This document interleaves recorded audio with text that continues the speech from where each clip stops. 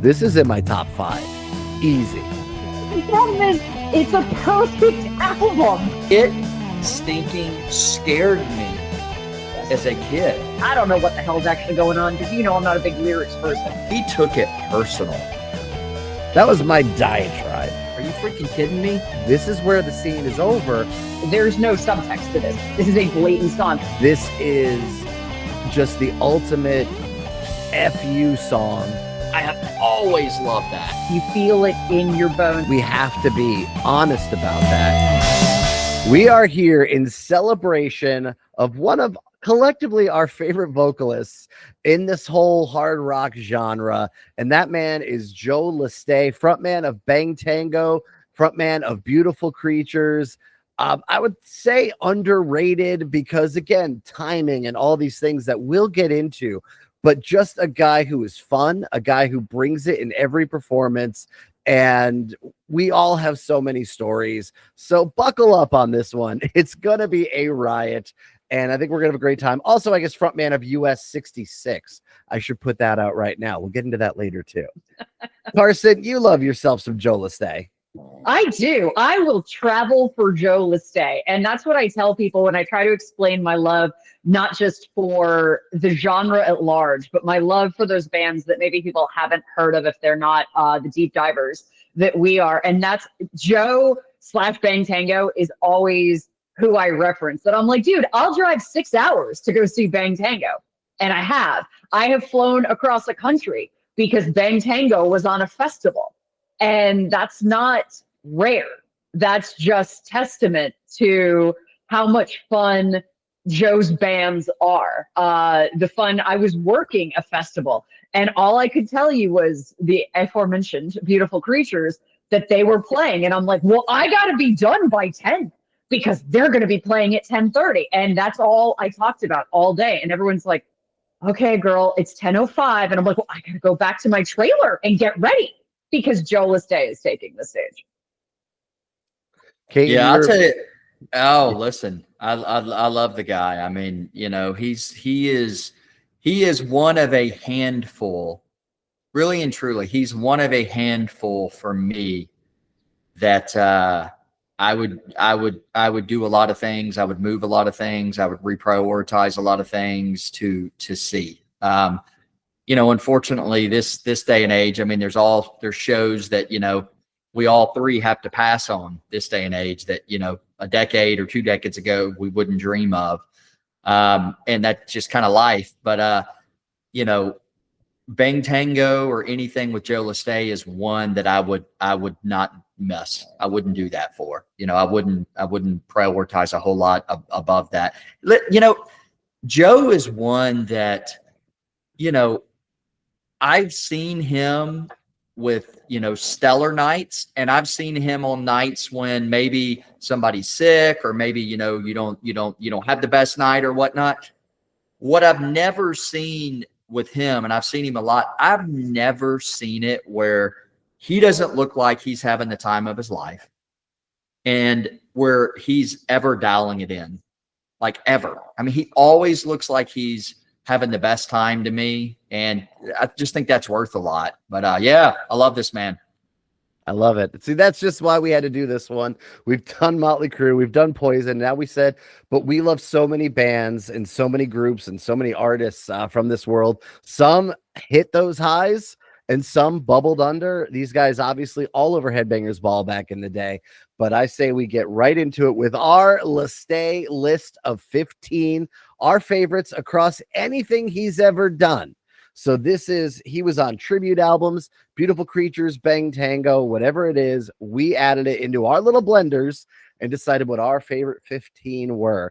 And I'm going to start this time. I'm going to go right into it and be the rude person here, but I'm going to go for it with a song I first heard back in 2003, in December of 2003. I actually had just moved to Nashville, and Beautiful Creatures announced that they were playing a show back up in Connecticut. So I flew back up to Connecticut. Snowstorm hits hard that day. Caton, you said it. Guys you wouldn't miss. Obviously, Joe Lesté is on that list because Beautiful Creatures was playing and I wasn't going to miss it. And they played this song that I'd never heard before. And so that's probably why it stays on my list. However, it is not a Beautiful Creatures song officially. And that is the title track of Bang Tango's album, Ready to Go. Love this song. Don't know if it's on anyone else's list. You tell me. But, Carson, you have it? Is it close enough? Oh, it's on my list. No. We can talk about it here. It's totally fine. So, Carson, cool. We'll get into it right now. This one, like I said, I first heard it as a Beautiful Creatures song. So I love this one coming out the gate. It was obvious to me a set opening type song. So waiting for the second Beautiful Creatures album, which had not come out yet, and I see Bang Tango's putting out an album, and I see it's called Ready to Go, and I'm like, okay. And to be fair, this album contains 4/5 of what was Beautiful Creatures at that time. It's got Anthony Fox still. It's got Matt Starr on drums and Alex Grassi on guitar. These guys were the guys I saw in 03, along with Kenny Queens on bass and not the bass player on the Bang Tango album. And that's the only real difference, except for like it's now a Bang Tango song and it's now a Bang Tango album. Mm-hmm. And again, I just think it's so good. It's such an, like I said, obvious show starter. And Are You Ready to Go? Great way to put it out to the crowd. And again, in 03, real easy song to sing along to when you've never heard it before. So we're at the shows and we're all singing along. Are you ready to go? Yes, we are, Joe. Make it happen. So that is my number 15. Carson, you said it's on your list as well. Yeah, it's number 12 for me. And I specifically talk about the call and response of it. Like you said, you hearing it for the first time and being able to sing along after probably when they're in the second chorus. It's super easy to catch on to. Absolutely. Kate, I'm guessing amazing. This one didn't make your list. Didn't make my list, but I love it. I love this album. I love Ready to Go's the opening track, right? Yes. Yeah, yes. It's a powerful way to start the album. I love that album. And you'll hear about that album from me a little later. Nice. I think it's a killer song. I didn't realize, I knew all those guys you just rattled off. I did not realize that Matt Starr was in Beautiful Creatures. I knew he played on this Ready to Go album, but I didn't know he was in Beautiful Creatures. So one of the reasons, I don't want to get into how we got into Beautiful Creatures yet. However, one thing they did was they played in Connecticut. They played 4 nights in a row. And one of the reasons I was jazzed to see them was because Matt and Alex were with them. And I had known Matt from when he was in a Connecticut band called The Flames. Mm-hmm. I was a fan of this band. They opened for Motley Crue on the 1998 tour, the Greatest Hits tour, when they were grabbing a local band at every stop kind of thing. And The Flames were the guys, and they were awesome. They were just so good, so rock and roll. So I kind of made nice, and you know, I'd see them at different shows. I'd travel to see them as well. And then when all of a sudden it was like, wait a minute, the Flames don't exist anymore, but those are the guys from the Flames in Beautiful Creatures who I'm already a fan of. And so I made it a point. I hit 4 shows in 4 nights. And technically I actually went to 2 other shows 2 of those nights. So I did 6 shows in 4 nights, but 4 of them were Beautiful Creatures. I wasn't going to miss a single one. I'll probably get more into that story later, but yeah, that's how I really become like going to these shows, because I was already a fan of Creatures, but I'm like, my guys are in this band. It's crazy. That's awesome. Kate, let's go to your number 15. All right. My number 15 is from the same album, From Ready to Go. And I have always loved this song. It's easily one of my favorites on the album. Roll Me Over. Yeah. I love it. I love the lyrics of it. You know, there's a lot of, you know, and I don't know if Joe wrote the lyrics, but the way he delivers the lyrics, I've always loved about him. I love his tone. I love his demeanor and the way he sings, but I love this one. Last night was such a frenzy. I love the opening, you know, line of that, the crunchy guitar. Mm-hmm. So yeah, that's a favorite of mine from that album that came in at number 15 for me. I love how reflective that song is. I love when he talks about, my best friend told me, like, he's got the new life, but then he's got the reflective of, like, you know, it turned out all right. Even though whatever his friends are up to, it's still I don't know, there's something about that to me that really resonates, you know, even between the 3 of us. just on a personal level, that, we've all done different things and we've all turned out all right. And we're still here. Yeah. Yeah. No, the lyrics are pretty powerful on that one. I agree. They grab me every time I hear it. That's part of the reason I like it so much, probably. Yeah, like it's funny you bring up, we don't know who wrote the stuff because we don't. Obviously not as profiled as the bands we've covered up to this point in time as far as who did what, why they did it, all that. Been able to piece some stuff here and there over the years. But overall, really, this is even about, is this, Joe's greatest vocal performance? It's the best songs that feature him on vocals was kind of like how I was doing it. That's So right. when I speak, and I think when either any of us speak about any lyric or anything we like, we are celebrating the bands as a whole. We are celebrating. And I don't know about you all, you tell me, did you encounter that some of this stuff felt a little apples and oranges when Yes. comparing these songs? Yeah. And that was within Bang Tango itself.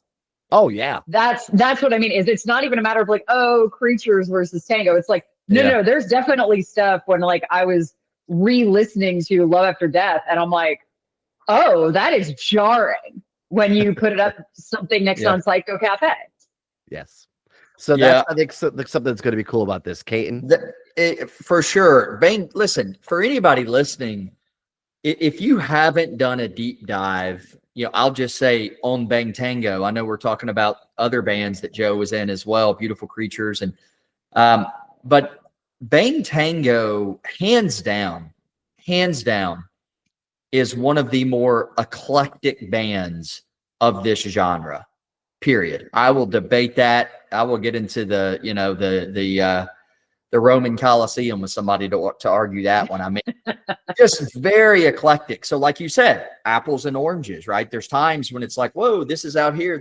But they always had a funky theme. I think Cal did a lot to bring this together. They always had a common DNA going through even the apples and oranges songs. I felt like where you could still kind of, and again, oftentimes it was that bass line, I think, by Cal that would kind of bring it together. But just such a unique band. Again, and not as well with Beautiful Creatures. And there's some crossover. There's more crossover than what you said. To me, there's times that I'll kind of catch myself and I'll get confused. It's like, wait a minute, is that a Creature song? Is that a Tango song? Because again, regardless of who wrote it, a lot of times I associate these as just kind of Lesté songs. They're in Lesté's catalog, right? Because he's the man that's up there delivering them. To be fair, I think that Mark Knight and others, but I think that Mark Knight wrote a lot of the tango stuff. I don't know so much music versus lyrics, etc. I haven't studied that too much, but so again, we're giving credit to everybody, and we're celebrating all these bands and just massive fans. So we'll get into I think everyone's going to have their moment to shine coming up. Carson, your number 15. My number 15 is from Dancing on Coals, and it's Untied and True. And that song, lyrically, we've just been talking about how much we really love the lyrics from Roll Me Over. And I will argue Untied and True, not lyrically strong. However, musically, the bass work is so steady, and it's like the incredible growth with the guitars that play off each other and then pick back up when you hit that screech.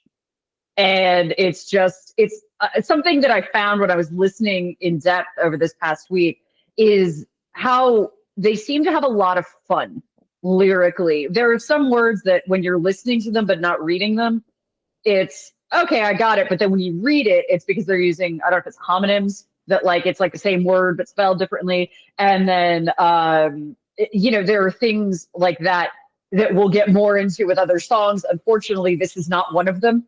But and that's why I think it's such a great song musically. It's just lyrically for me, that's why it's lower, is because it doesn't quite have any sort of lyrical punch.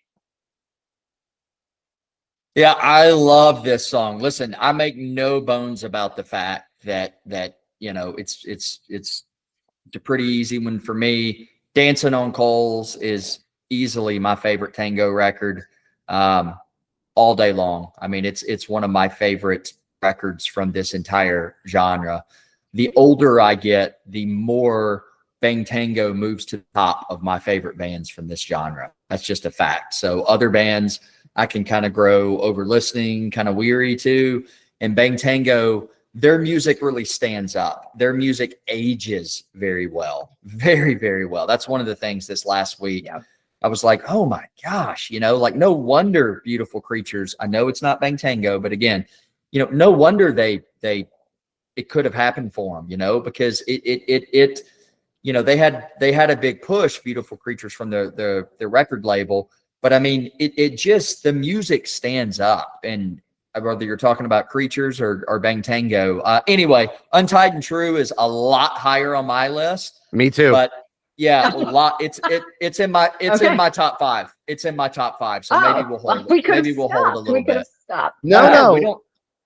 Let's just talk about it where it sits. Okay. I think unless we're really, really close, let's just talk about it where it sits. Okay. So yeah, I'm with Kaiten. It's gonna be we're gonna revisit this lyrical masterpiece. Okay. All right. So Kaiten, give me your number 14. My number 14 is Driving. Driving. So my dog is snoring again. Can you guys hear my dog snoring? No. Okay. All right. I was about to reposition my dog to another room, but if you can't hear him. Oh, no, it's fine. Driving. I just kind of blanked out. That's all Pistol Whipped, right? Yes. Yeah, that's all Pistol Whipped in the Bible Belt. Guys, I love this song. I love the I've always loved this song. It's been one of my favorites on the album. I remember the first time I listened to this record, that was my favorite in the first time through, like everything. That's the one that I was like, ooh, I want to go back and hear that Driving song again. I love the pre-chorus of it. I love the pre-chorus that so come on, baby, let's go out tonight. There'll be no talking, whatever the other lyrics are. It's such a good tune. It's very simple. It's a very simple, guitar riff, and but I love it. It's one of my favorites off Pistol Whip. It may be, is it the only thing from Pistol Whip that made my list? It may be. I think it's the only song from Pistol Whip that made my list. How do you guys feel about Driving? Well, I was going to say, when it comes to Pistol Whip, I'll be real, nothing made it for me. But that might be your favorite. Like, Suck It Up was my favorite. So Driving is solid. Don't get me wrong. Like, I was actually joking with Hyde, and sorry if there's any spoilers, but like, I really don't care for Dick in the System. But but the rest, like, if I skip that, to me, the rest of the album is it's straight ahead rock and roll. And I love it. And not that Dick in the System is bad. It just doesn't really do much for me. Yeah. Kate, and I dig Driving. I love this album. If I recall correctly, like you and I, the day we were able to buy this album in Memphis, I think at that show was when this album was released, if you You're will. right. It was that night in Memphis. Wow. We were there at the show, loving it. And of course I picked up the album. And this was, aside from the original lineup, to me, this is the most solid Bang Tango lineup.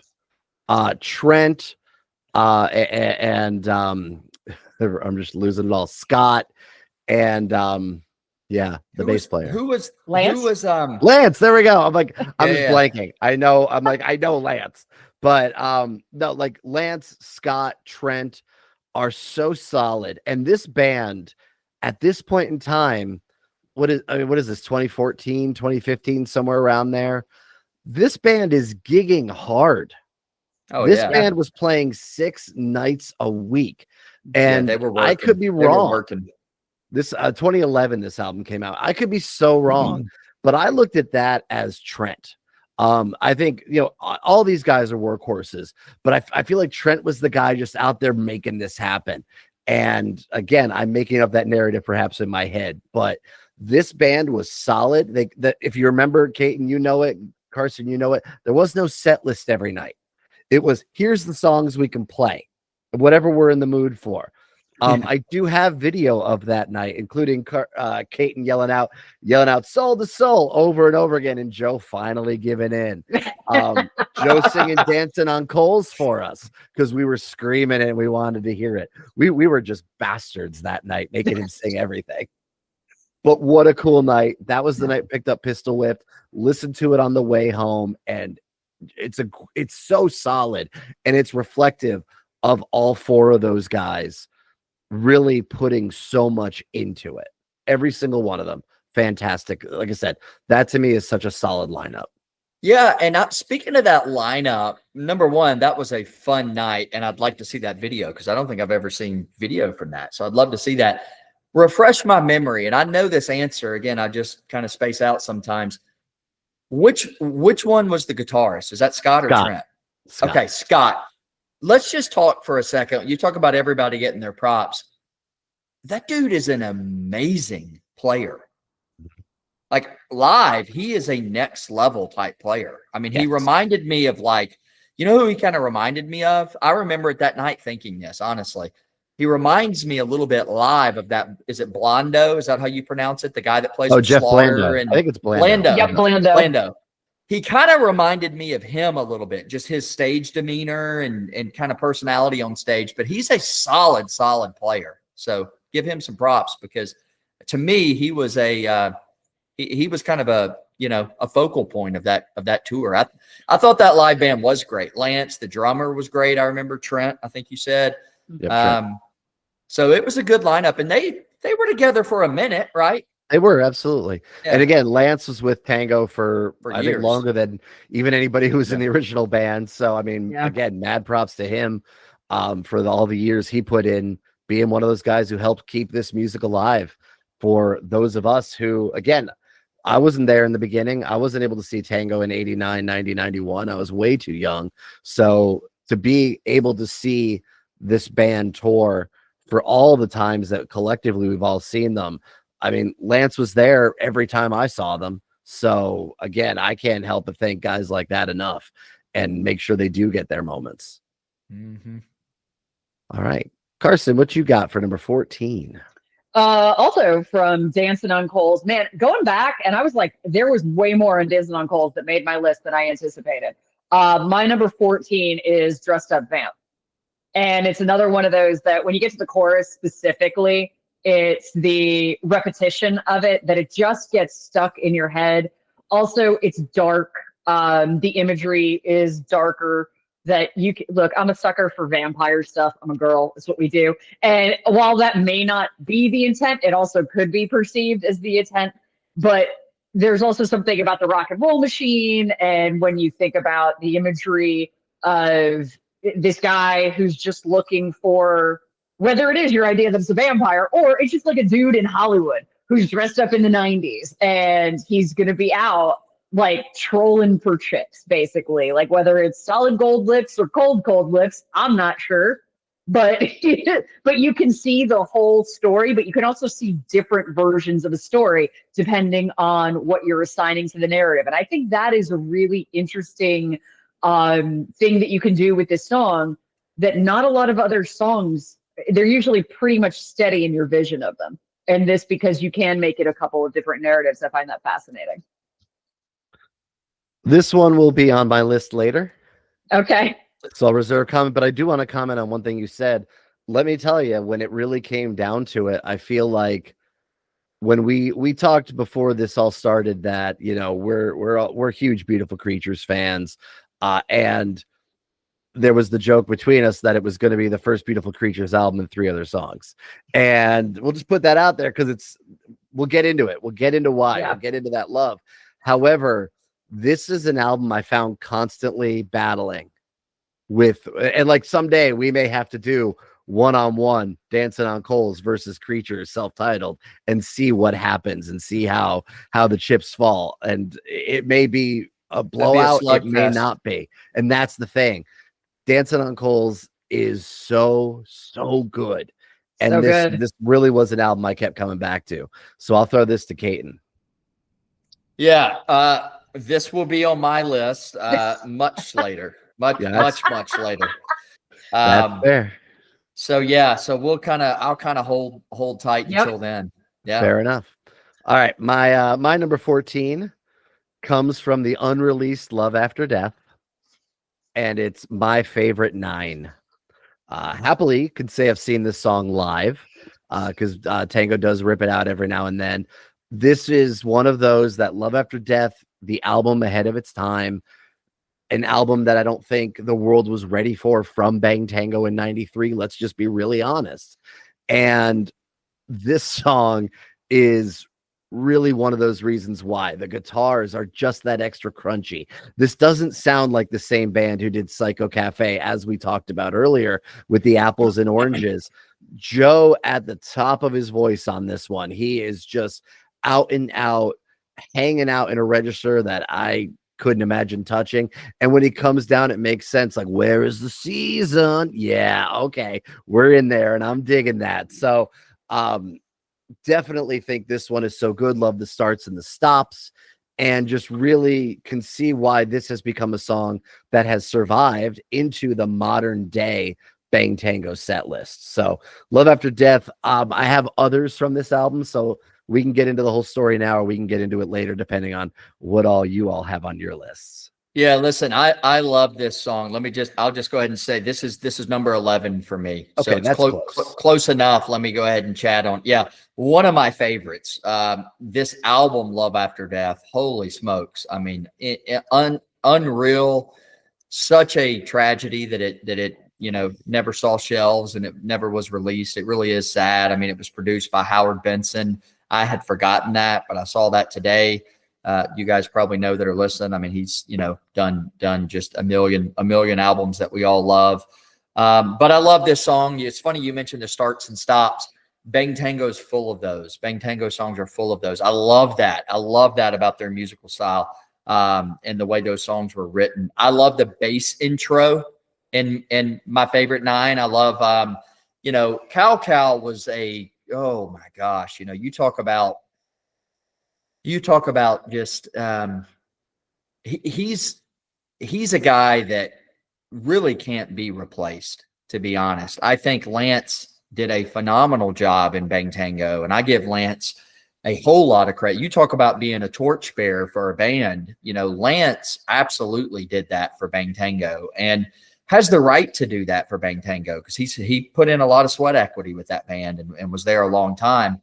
But he was a different type of bass player than Kyle, obviously. And I think it's really Kyle as a creative force. Playing wise, absolutely. But what you're talking about is the fact that, like, these songs have these bass heavy moments that their counterparts and their peers, and I say that lightly when it comes to Bang Tango, because there aren't a whole lot. They don't have this stuff because they didn't have a Kyle contributing to the creative process of the band. No, that's right. That's right. And people talk about Bang Tango. You'll hear, one of the top 3 words you'll hear people to use to describe Bang Tango is funky. They had some funk to them. And it's so true. And that was the bass. That was Cal. That was, that's what, not just him, but he was a big part of that. And I think my favorite 9 is a great example of that, where you can just really hear that funky, dirty, nasty bass line intro. It's a great song. There's so much on Love After Death that could be on these lists tonight.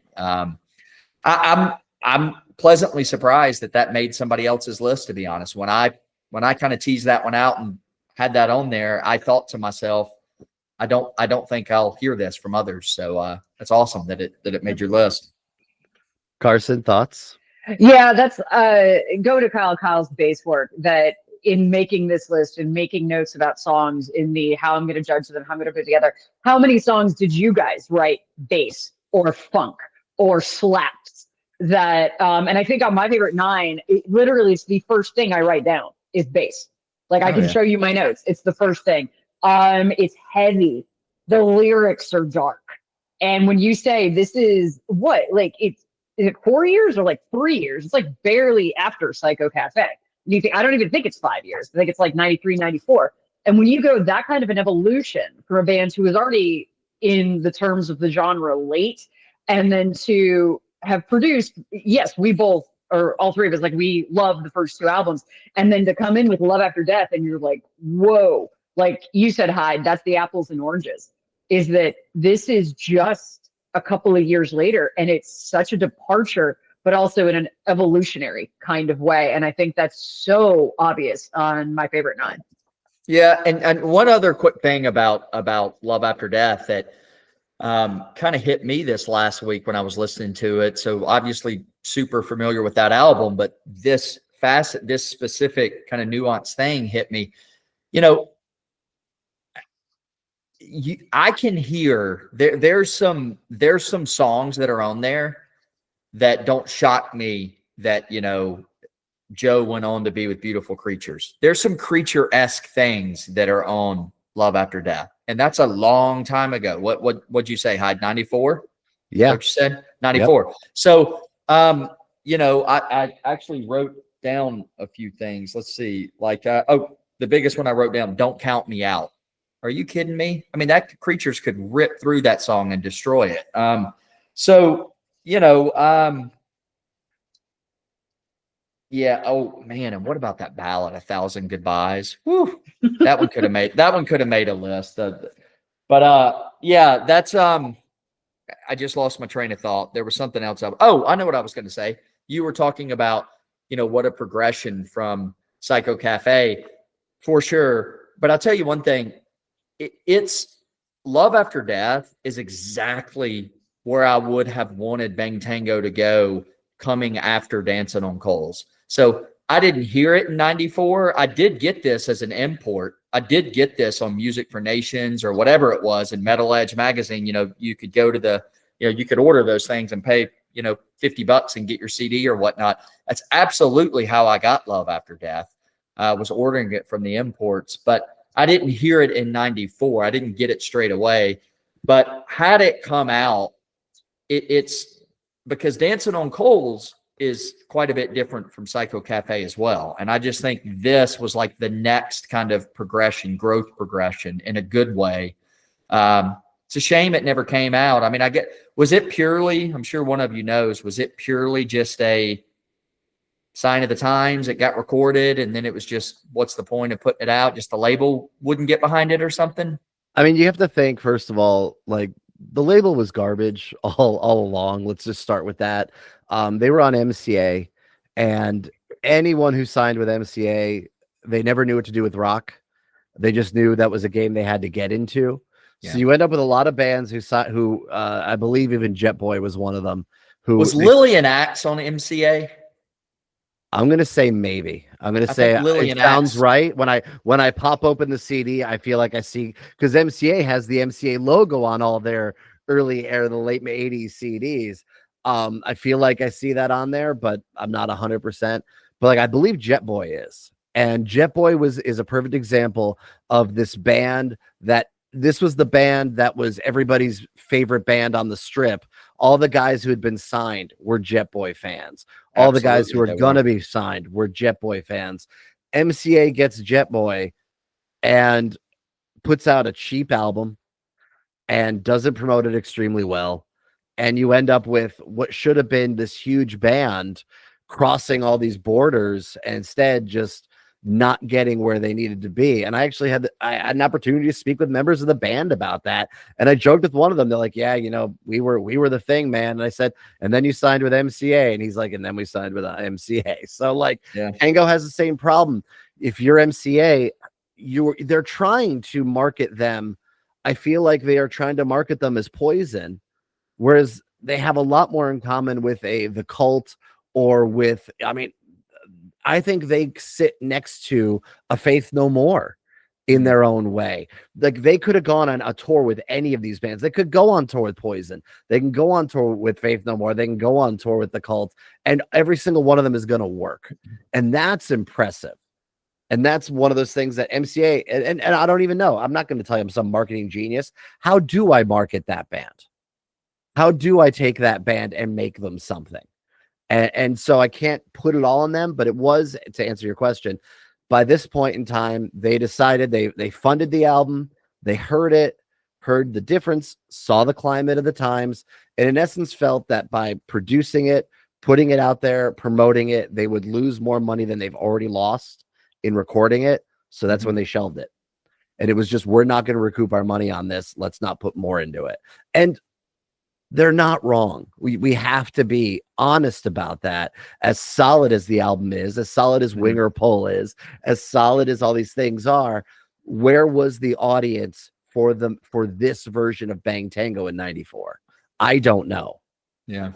Yeah, it's unfortunate. I mean, that's probably what the musical climate was. Well, I mean, we know that's what the musical climate was, but yep. All right. So, Carson, you're number 13. My number 13 was from Dancing on Coals. It is the quickest 7 minutes that you will ever hear, Midnight Struck. That song, for being 7 minutes, goes by so fast. Such a beautiful song. It's so beautiful with the acoustic start, and The Night You Dragged Me Down, I Saw the Devil in You. Like, it's so evocative. Fool with Such Bad Luck, and the solo in it is mournful. Like, you feel it in your bones. And then when you get like the choir, the big vocals in it, like I said, it's a song that when you see 7 minutes pop up, you're like, well, now we're in for it. And you just don't even realize 7 minutes has gone past. It's the heartbreak of it. And I don't know. It's one of those where you kind of laugh, because I equate Bang Tango so much with the live show. I equate it with Joe Lesté and the character that Joe Lesté is. And then to, like Hang My Life by the End of the String. That's not the Joe Lesté that I am driving golf carts with at Rocklahoma.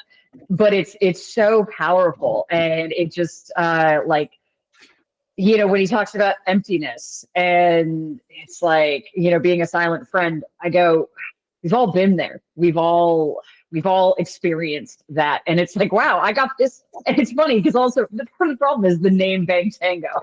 That we say, I'm like, I got this from Bang Tango. But it is, I just think it's such a beautiful, beautiful song in its emptiness and its heartache. Yeah, it's way up there on my list. Is it up there on yours, Hyde? This is the heartbreak of this list. This was on my list, and it was number 14, and it was a hard 14, and it eventually got switched out for my favorite 9. Partially because I felt somebody would have it on their list. I'm happy that both of you do. Everything you said, Carson, yes. I'm just going to piggyback on it here because this is close to where I had it. And this is, again, the strength of Dancing on Coals, the strength of all the catalog. You singled out the lyric that oh my God, I just love. When that's the night I swear I saw the devil in you, devil in you, girl. I've always said I'm a fan of emotive singers, and that doesn't only mean can make you feel sad. It makes you can feel the range. And Joe is not Sebastian Bach. Joe is not Jeff Tate. Joe makes you feel. And Midnight Struck is a song that you feel this sadness that gets to agony, that gets to a little bit of FU. There's so much in there, and it's all there. Again, I don't know who wrote the lyrics, don't know the story behind the song, but what I can tell you is just when I hear it, when you get to that moment of that devil in you, girl, and he goes up there with that grid on it that we love so much, I'm like, yeah, okay. This is why you're one of my guys, Joe. This is why you're one of the singers that, like, when I put a mic in front of my face, I wish this came out of my throat. And it's just another feather in the cap that, again, this song, 7 minutes, flies by. Not a song I can hear on Psycho Cafe, and not a song I can hear on Love After Death. Planted right here where it belongs, and couldn't picture anybody else even doing it, down to having like the choir singing with him. Just, again, a phenomenal song that I struggled so hard with removing this from my list. Yeah, yeah. I mean, listen, I want to go ahead and talk about it now, just because I think it will flow a little better since you guys are clearly digging it too. This is number 5 for me, number 5, and it's one of my favorite ballads from the entire genre, and you'll probably hear me say that a lot tonight, but both, Hyde and Carson know, and everybody listening should know. I mean, Bang Tango is easily a top 5 band for me of the genre. I know they didn't have 7 albums, and I'm very passionate about Bang Tango, and I just love the output that they did have, and so this is one of my favorite ballads. From this time period. And you're right, Carson. I mean, it's this song really makes you feel. I mean, this song, I think the choir makes it really powerful. I think this song really, it's a shame I don't think I've ever heard it live, because when they do play it live on that live album they have, it's amazing. It's amazing, and it really makes you feel even more so when you can hear kind of the crackle in the voice, or just the imperfections of a live show that we all love so much. But the lyrics of this one are phenomenal. Yeah, you were out late, you were playing, I was alone late last night. Another lyric I really love is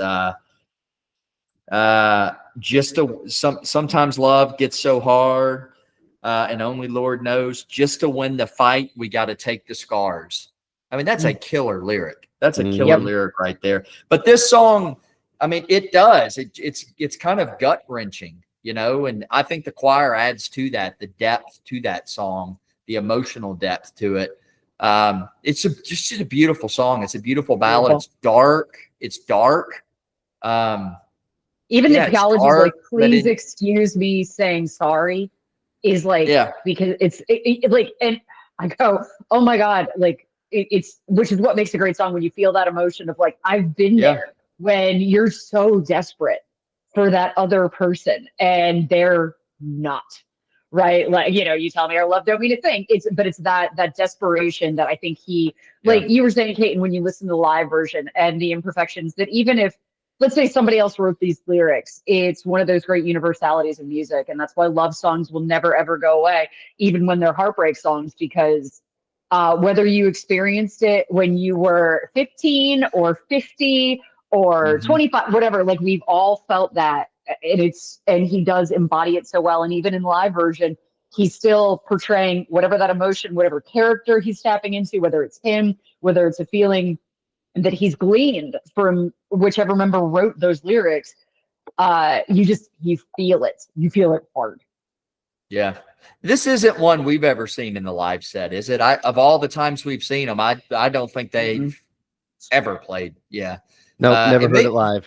Yeah. This could be a tough one to pull off live, though, if you think about it, especially with the layers in the background, the choir and things like that. It could be a bit challenging. But yeah, I love that it made your list, man. It's a favorite of mine.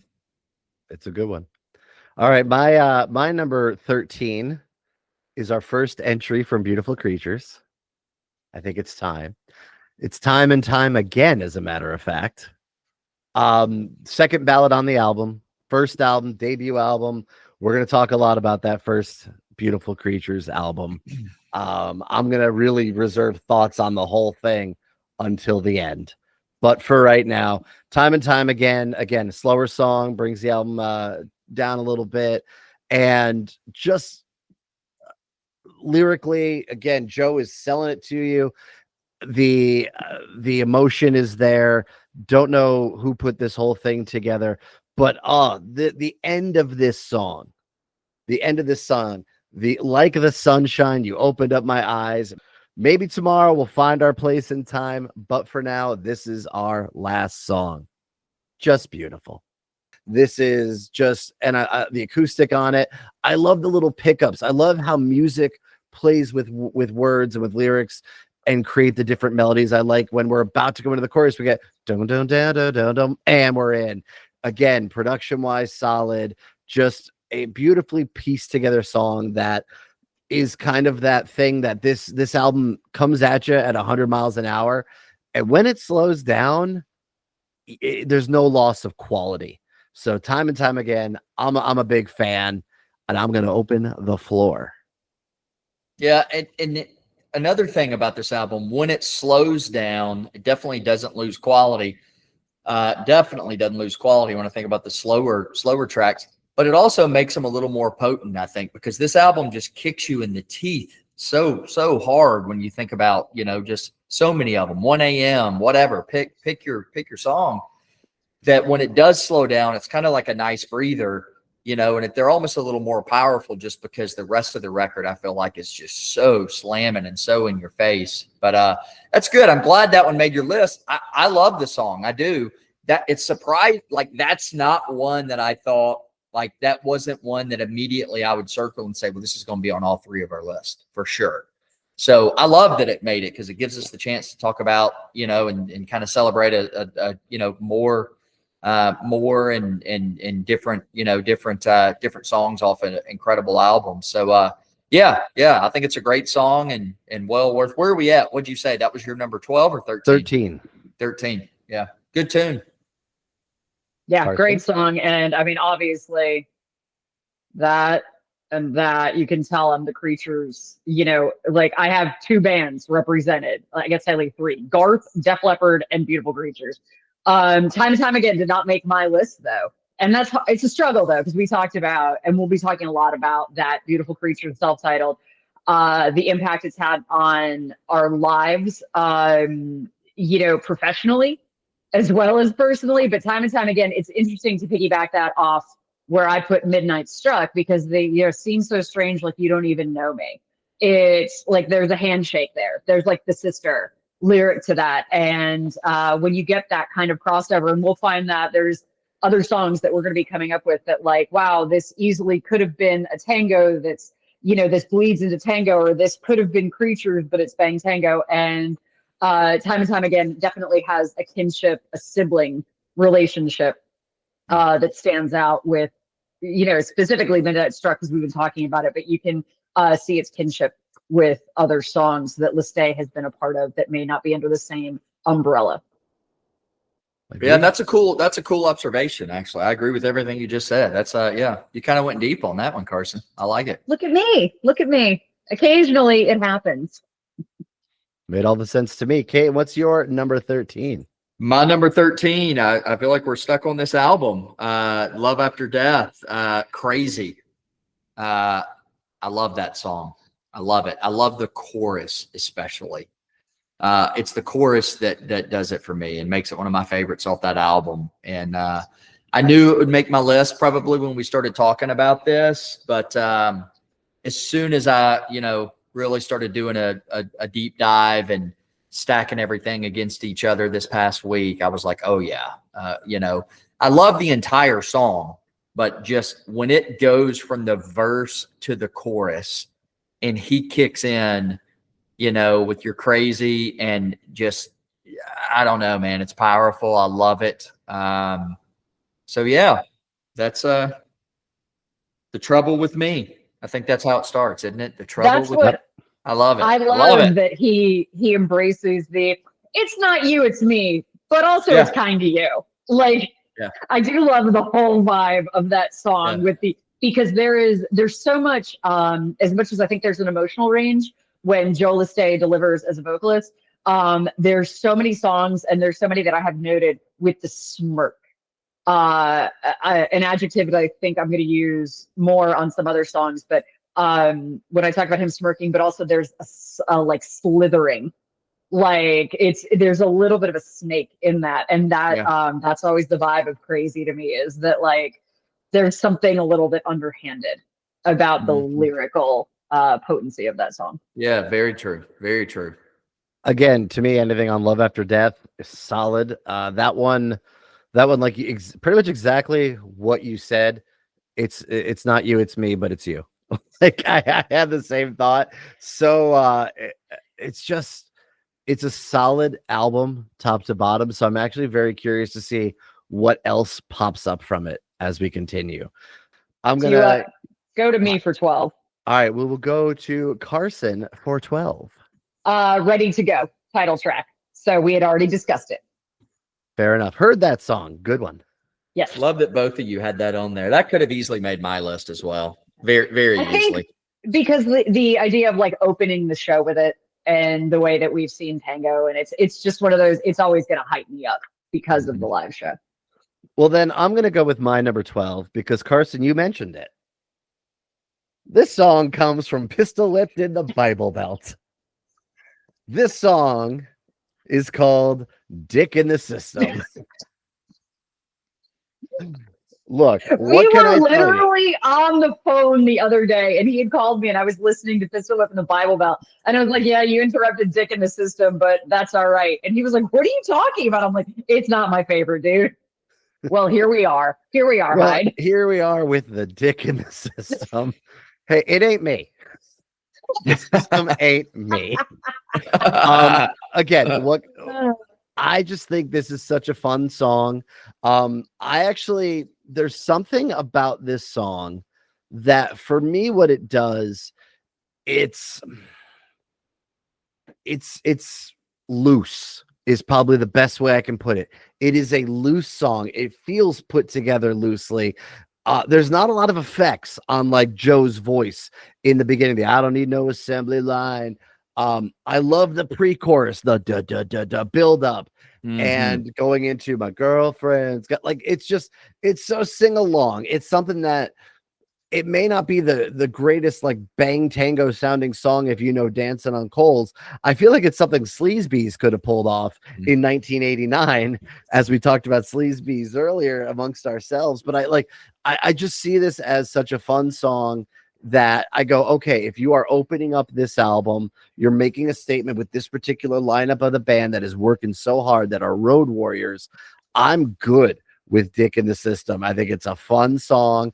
And again, I love when this band is having fun just as much as I enjoy when they're dragging me down to some cold alley curled up in a ball with Midnight Struck. So I will go to Caton to see what he thinks about it, since we know what Carson thinks about it. Yeah, I love this song. I love this tune. I love this album, and I love this song. It's not on my list, so I'm glad it's on yours, but it could have been. I mean, I love it. Everything you said, there was really nothing you said that I didn't disagree with. I think the lyrics are witty. I think I'd like the pre-chorus as well. I like kind of the build up. Man, Tango was the king of the pre-chorus. That's another thing this last week I realized. Like so many of their songs, the favorite pieces in my head, I'm like, oh man, I love that chorus. And then, I really start to put pen to paper, and it's like, that's the pre-chorus, man. That's not the chorus. So many of their pre-choruses are great. But I think this is a fun song. I agree. Was it the opening track? Yes, it is. It was the opening track. So I mean, it's kind of a fun, cool little opener as well. I'll tell you kind of a funny story on this one. So this was just today, actually. So my 11-year-old, I mean, she knows Poison, she knows Motley Crue. She doesn't know Bang Tango as much. I feel like I'm kind of failing there.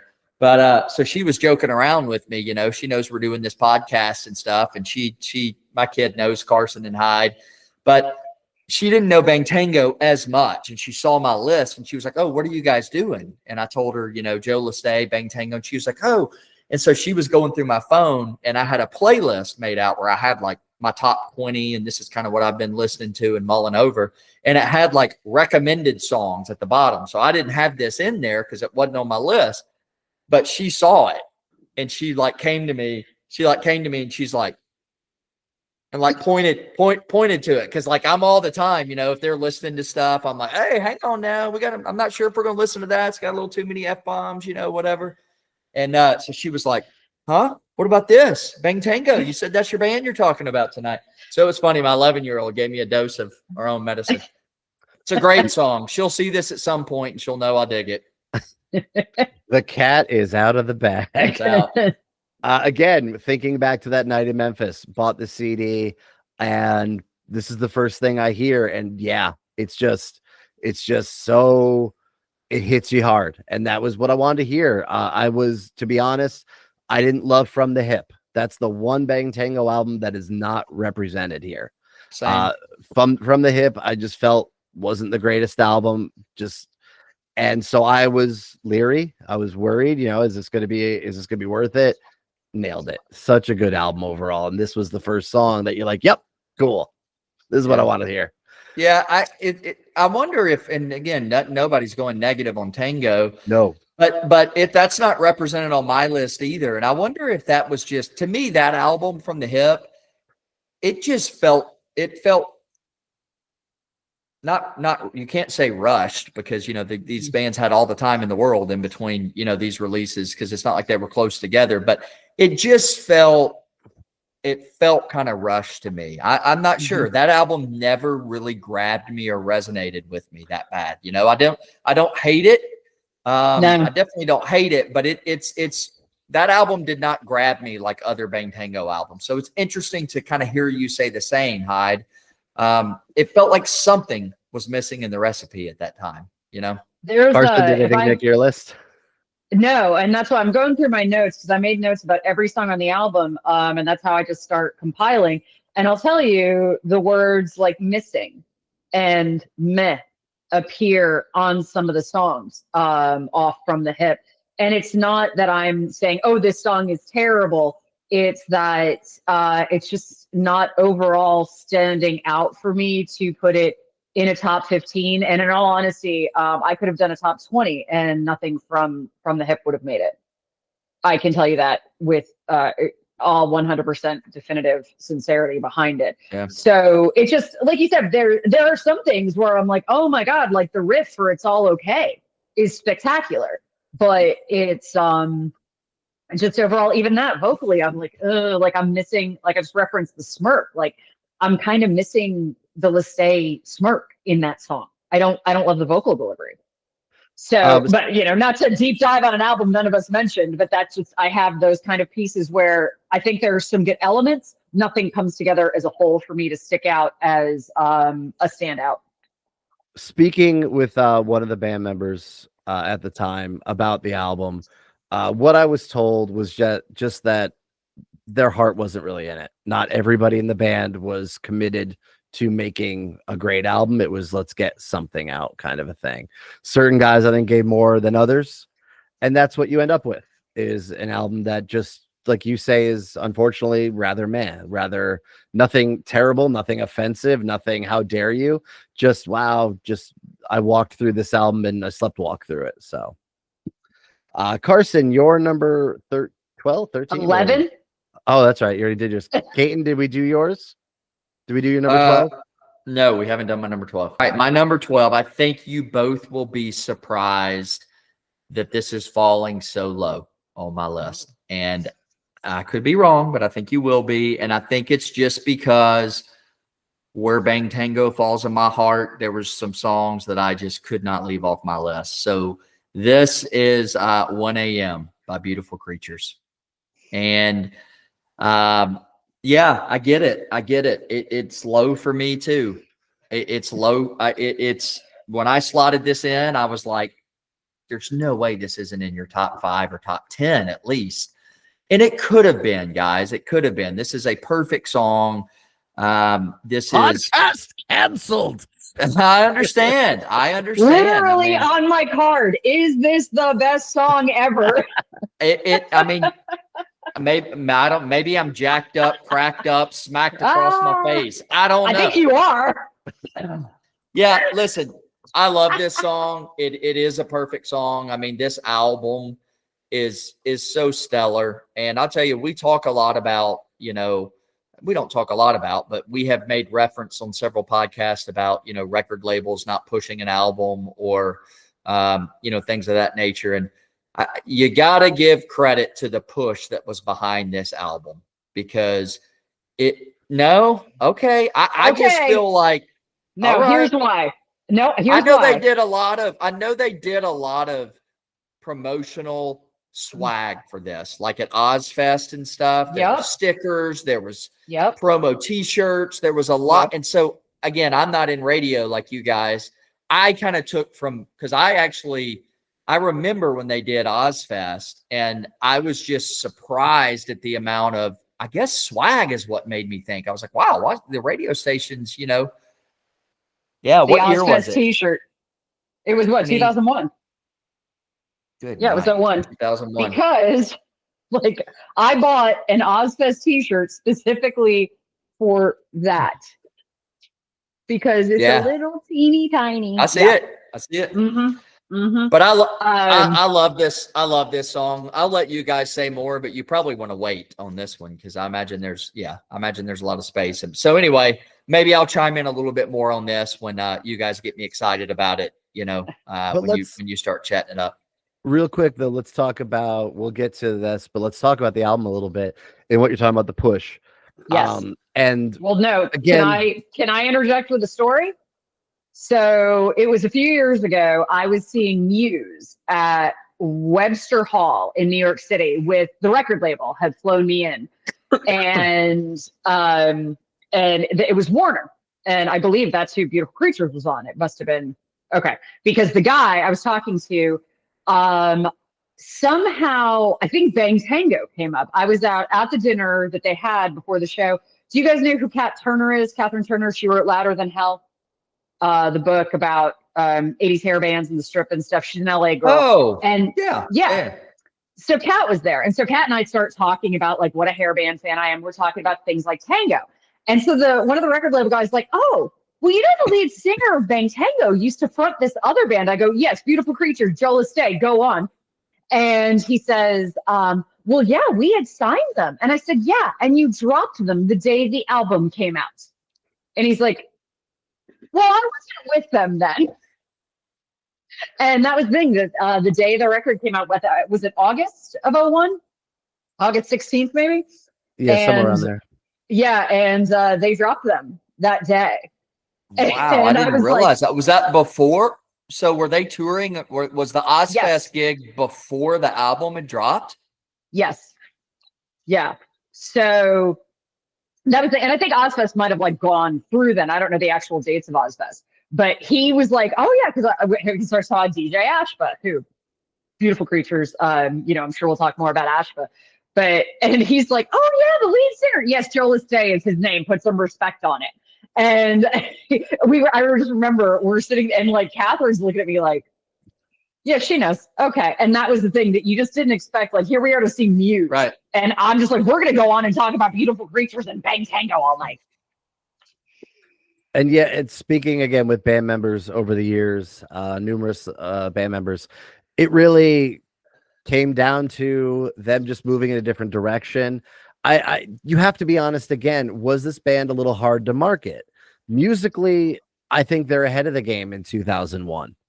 I think they are creating something that we're not yet ready for because we're still in the throes of the new metal movement. We're still in there. Is this the band that can take you to the next level? It's hard to say with a bunch of guys who have been around.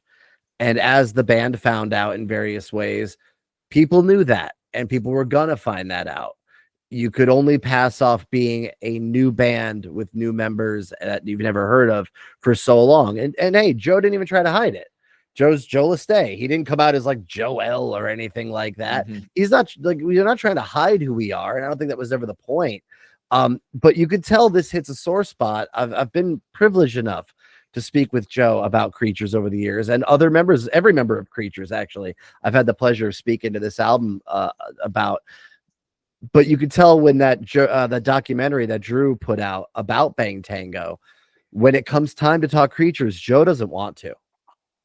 There's that second chance there that, oh my God, this is going to happen. At that point in time, you're talking 2001, you're talking 10 years of doing gigs where you can get them. You're talking doing things as you're doing them, but now it's going to happen again. We're going to get the push. We're on Ozfest. Everything is coming up roses. And then to have that rug pulled out from under you a second time, not too different from how it happened the first time with these bands. It's just, I could see why Joe may not want to speak on it. Maybe he doesn't want to speak on it because it's Bang Tango, because the Bang Tango documentary, or maybe it's a bit of a sore spot. Maybe it's still a sad spot. I don't know. Never seemed to be when speaking to them about it, but you never know in that moment where Joe's head was at. All I can say is that this band obviously deserved more. And yet I understand Warner having the trouble of where do these guys fit in? Well, and I So, will, for as much as I was giving them crap, I mean, obviously I was, still, hey, we're at dinner and you're paying for it and that's lovely. But there is something to be said for that it's hard to remember now in our current lens, but when you're talking over 20 years ago, don't forget in 2001, TRL was still a major player in getting records sold. And so when you had Korn and you had Limp Bizkit, and then were you going to make a video with Joe Lesté? Like DJ Asper, he's got the look, it's a little different, but it is when you're putting the idea of that's a massive part of your marketing at that time, is that you really, because Ozfest was also, MTV was, would do MTV News, Ozfest, and whatever. That was a massive thing for the visual element. And if you don't know how to play with the visual element of, like you said, Hyde, these guys who have been around, it can be, I'm sure it was daunting. And for as much as, I just want to be like, look, y'all can do me a solid. Find anything you have left in the archives, any sort of promo material, and just send it to me. That's all, because and we'll talk more about Creatures, obviously, because Hyde and I are such dorks for this band. I mean, in the most loving, that we just we're just such fanboys for Beautiful Creatures. I'm glad to kind of get the clarity from you guys on, and definitely I think I stand corrected on that, because both you guys are in the industry, and like I am solely basing my comments on what I mentioned about Ozfest, the promo swag, and the fact that they signed a new band. What year did that album come out? 2001. 01. So they heard the demos, they heard the band, they knew what they were getting into. And then Ozfest. Yeah. So I assumed, well, hey, Warner did a good job getting them on Ozfest. Wow. I never knew that they got dropped the day the album came out, or right. Like, that's insane. I never knew that. I mean, do you know why? Like, because my point is, obviously they felt like something wasn't translating, but you're coming off Ozfest. Like, that feels like that's got to give you some traction, even if you're playing the side stage, which I'm sure they were. I'm sure they were playing that side stage, but that's fine. I don't know. I did not know that. I did not know they pulled the plug that early on this album. I never knew that. So that's really cool. Kind of not cool that happened. It's cool that, like, we're still learning stuff. We're learning something new, because I just assumed the record label gave it a go and it just didn't happen, right? It just didn't happen for them, unfortunately. I didn't realize that maybe the reason it didn't happen was because the plug got pulled. That's a bummer. I think that's, like, there's a combination of things. Like I said, it's what we said. How do you market this band at this time? And again, having spoken with members of the band, they've got their different ideas and their different reasons of what may have gone down. And, it's now just this gem that those who know. And sometimes that's cool too. We all wish it would have been more successful, and yet it doesn't change the love for it. Just as Bang Tango itself. Like we say, this isn't a multi-platinum band. This is a band that we love, and we will go pay the dollars to go see anytime we possibly can. And that's okay if we're there with 100 of our closest friends or 10,000 of our closest friends. All right. Going into our next one here, we're at number 11, I believe. Mm-hmm. So I'm going to go with Carson again on this one, because I know we know Caton's. Caton's number 11 we've already done. Yep. That was my favorite 9. Nope, we've done my 11. You're right. Yep. Is this the first entrance of Psycho Cafe into our list? I feel like nobody else has mentioned a song off that album. And so my number 11 is Sweet Little Razor. Mm-hmm. That starting with Cool. the storm and the thunder, and then when you kick into those tribal drums, a la Sympathy for the Devil, a la Rocket, and something else we've already mentioned tonight, we're going to be mentioning a whole lot more, is the funky bass.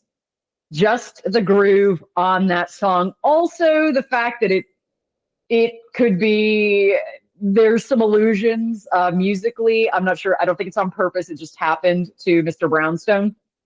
That I'm sure you can hear the dun dun, like you can hear the brownstone in it, but that's not a bad thing.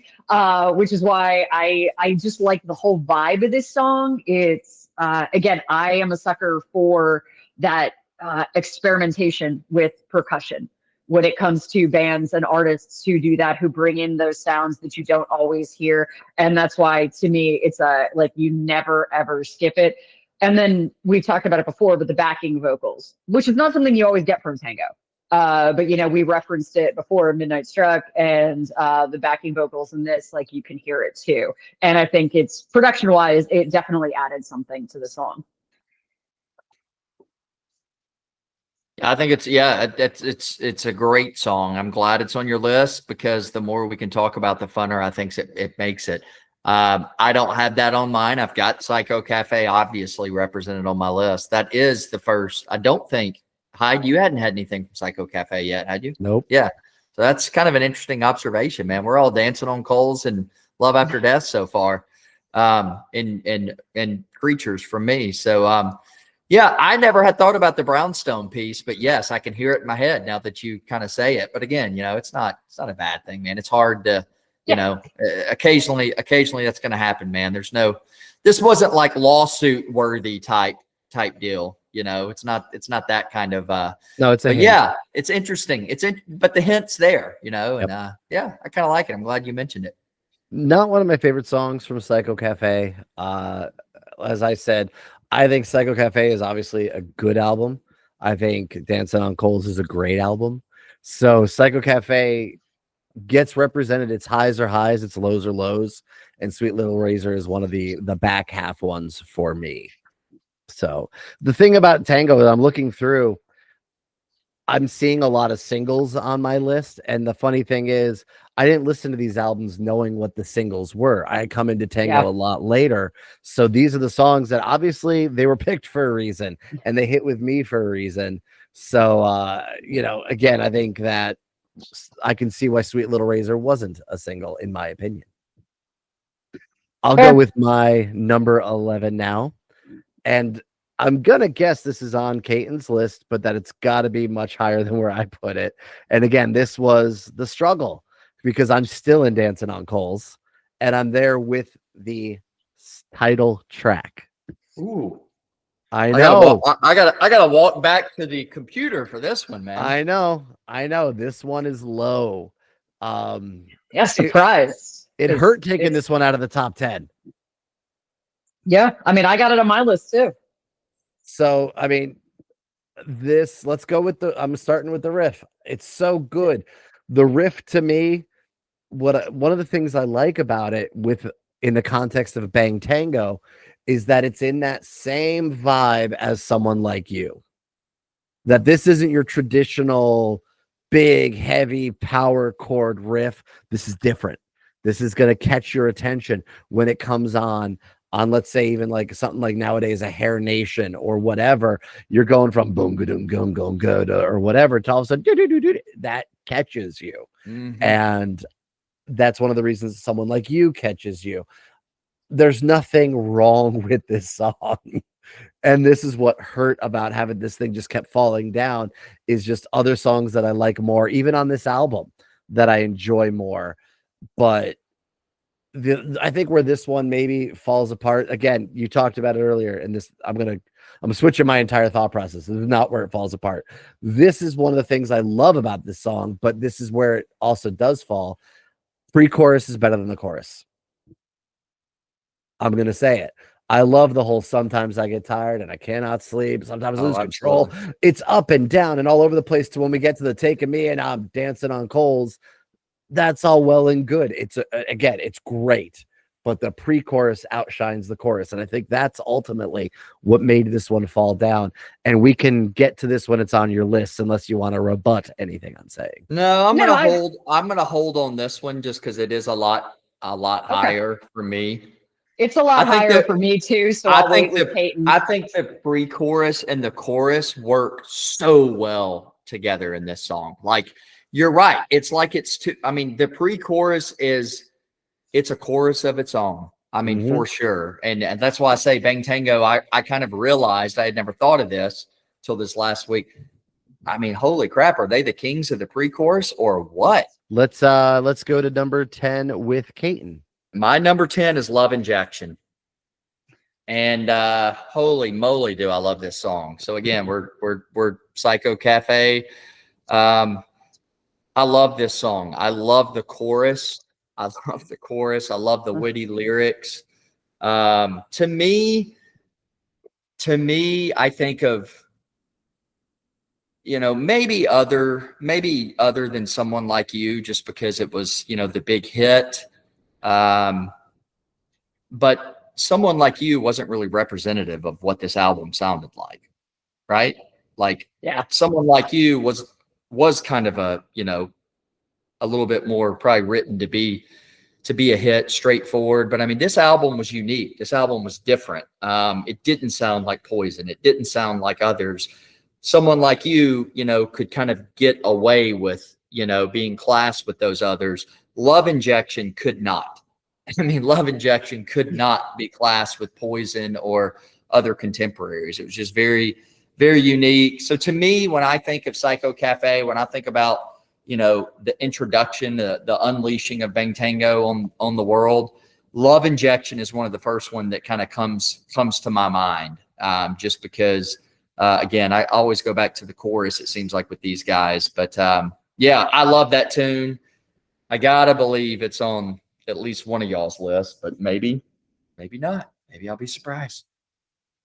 It is not on my list. Okay. That does not mean that I do not enjoy it. It is such a good guitar interlude that there's really great guitar work on this song. And of course, lyrically, it's blatant, but also still fun in a clever way. Because there are some songs that are straight blatant, you're like, yeah, but there's still, I do appreciate not just the lyricism, but Joe's delivery of it. Also, live. Hearing it live is so much fun. And the entire crowd with your fists in the air, Love Injection. It's just a fun song, and it's a good song. You talked about this. I mean, pretty much, every other song with Poison when we did that episode. And you talked about how when you think about these songs, a lot of times you don't think about the album version. You think about how does it translate into the live set, right? You said that with Poison. Yep. Love Injection is one of those songs for Bang Tango for me. Yes. So you're like, just like when I said, wow, we've never heard them play Midnight Struck, and I was positive of that. I'm also positive that we've never seen Bang Tango where they have not played Love Injection. I'm positive, right? Like that song is a staple. And so just what you said about, I kept, talking about the chorus. I'm thinking about this in a live setting. Like I'm thinking about when they go into this song and when they go into that chorus and every hand up, Love Injection. I mean, it's so, I don't know. Was that always a staple in their set going way back? Was that always a fan favorite? I'm not sure because, unfortunately, I wasn't there in, 89. I think 89 was Psycho Cafe. Let me have you answer your own question. What is Bang Tango's first release called? Was it Love Injection? Live Injection. Live Injection. Oh, yeah. The EP. Yeah. I thought you Yeah, had and the first single from Psycho Cafe. No. Yeah, but the first release, the Live Like a Suicide EP, if you will, of Bang Tango, that was all the rage at that time, was Live Injection, featuring, of course, Love Injection, among others. So when you do think of the song, you are thinking of it live because to so many people, it's probably how they heard it first. Yeah. That EP, came out and obviously named after the song in a really cool way. So it's not shocking to me that that's something you think of live because They gave it to you before they gave you the studio version. Yeah, and that probably answers my question of, was this a fan favorite back in the day? How could it not be? That. Yeah. That funky bass, and then when they get to that love injection, I can't imagine a bar full of people at wherever the heck they were sitting there not going on with love injection. But again, this is my gateway to Bang Tango. This is the first song that I fall in love with Bang Tango. Not on my list at this point in time. Wow. Another one that, in my opinion, falls victim to the better pre-chorus than chorus. A lot of good pre-choruses, man. It's true, but like that whole like, you know, come on, baby, take a frat with me, go to travel around the world, across the 7 seas. All of that is a pre-chorus. And then when we get to love injection is like that whole part is a cool big chorus. And yet, man, that pre-chorus just, you're taking me on a trip.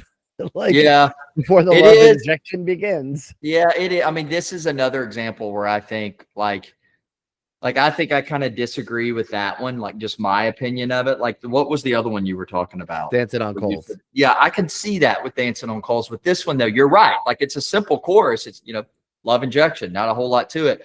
But like, it's so big. Like when you're like the build up, the pre-chorus, everything you just kind of rattled off.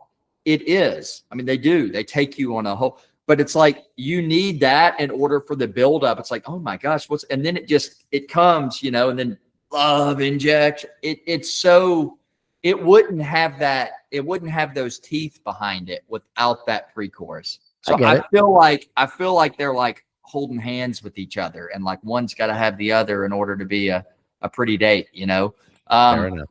I mean, I hear what you're saying, but yeah, I don't know. I love that chorus, and I love the pre-chorus. So, geez, I'm glad this one made my list, because that would have been a tough one to not have surfaced on any of our top 15 lists. So sadly, like looking at my list and like how I made my list, where I've got the number ones from each album and then number two and whatever.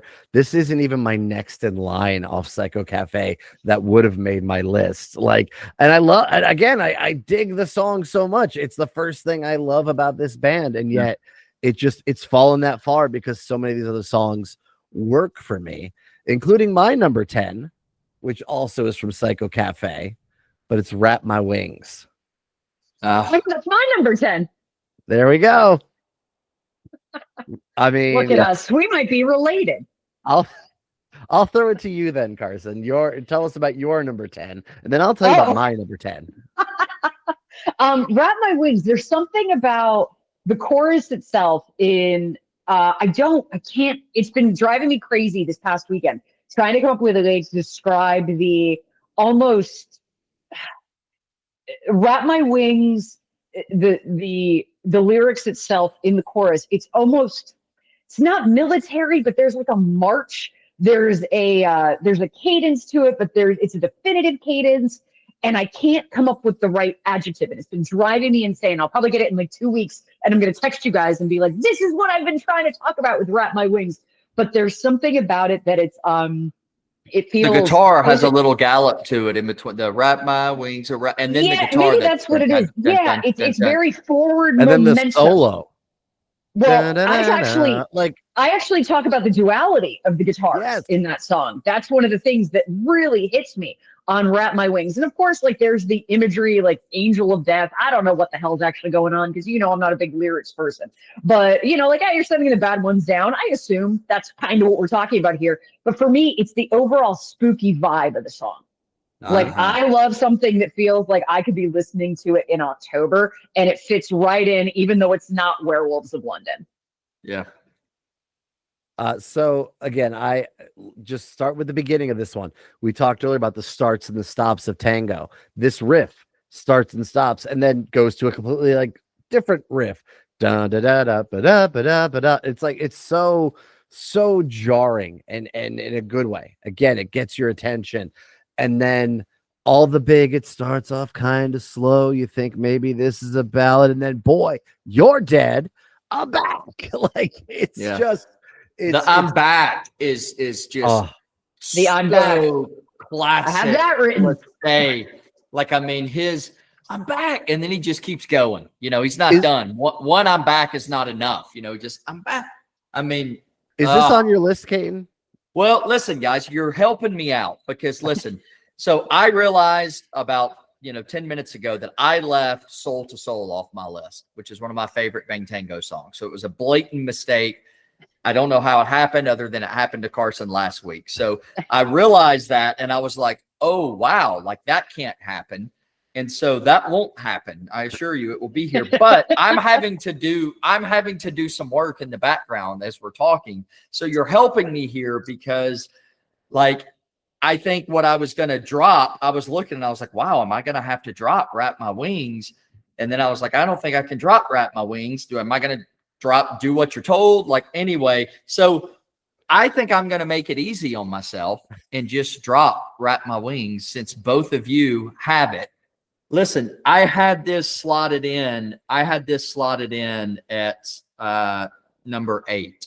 And so we're about the same again, place. I think I'm going to have to technically move it because I left something else off, but this is a perfect Bang Tango song, man. I mean, this is a perfect Bang Tango song that, another live staple. They always play this one live. Yes. They always play this one live. Such a cool song. I do love that I'm back. That's my favorite part of this song and one of my favorite parts of any tango song. So, yeah. I also love Joe's scream at the end of the chorus.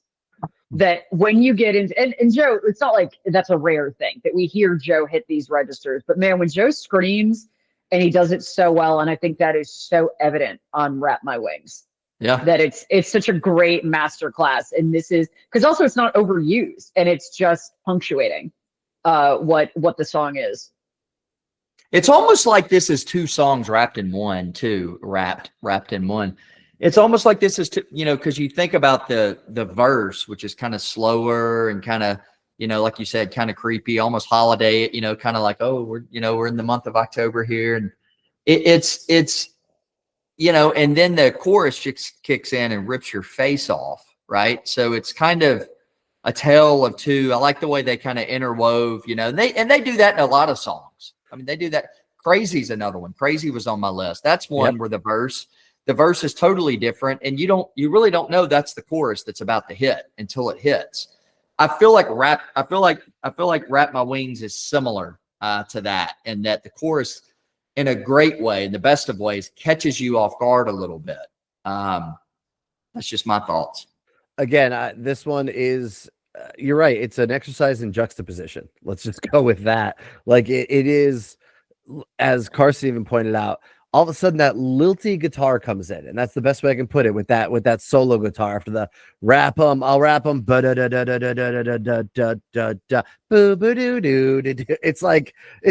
just walking in the street in Norm Macdonald voice going doodly doo diddly doo. This is so. It might be 4 songs in one, and yet that's what Bang Tango does. Like especially in these the first 3 albums very, very well, is put these different styles and different ideas together. Wrap My Wings, I think, to the person who's not paying attention, is a love song because they hear wrap my wings around your heart. It's got Closer to the Heart syndrome. It's got the word heart in there. People think it's romantic. And it's I mean, it is, but it's not. And it's, as Carson said, it's spooky. It deals with, I fell down from floor 49, hit the ground going 55. Well, there's imagery for you, and you're right there. And again, the boy, you're dead. And like you said, all the I'm backs and the wrap 'em, I'll wrap 'em. And then when he goes into the just this thing takes you on twists and turns and does it quickly. It's a whiplash of a song, really. And that might be the best way to put it. So now we are at 9 for all of us. So I'm just going to go because we let Carson go ahead on this one. I'm going to go ahead and say my number 9. And I'm going to represent an album that I know Caton's not representing, and I don't think Carson's representing. And it's Deuce by Beautiful Creatures. And it is the song Anyone. This is my lone representation of Deuce. So I'll just put that out right now. But this song comes out as the first single, as it were, as much as there is a single. And I like it out the gate. It's got the punch, it's got the attitude. We now have what is it? 2/5 of the lineup are completely different. New guitarist, new drummer, and this thing is solid. And I remember when it first came out, it's got all that grit, and much like we said about Tango, starts off with that start and stop. Light my cigarette. Very Axl Rose in the best way. It's getting hot here. All of that is so good into eventually hitting the chorus of I don't want to be just like anyone, and I don't want to be like you. The attitude is dripping, and I am here for it. So there's a lot of Deuce that I genuinely enjoy. I actually, it was hard for me to leave Freedom off of here.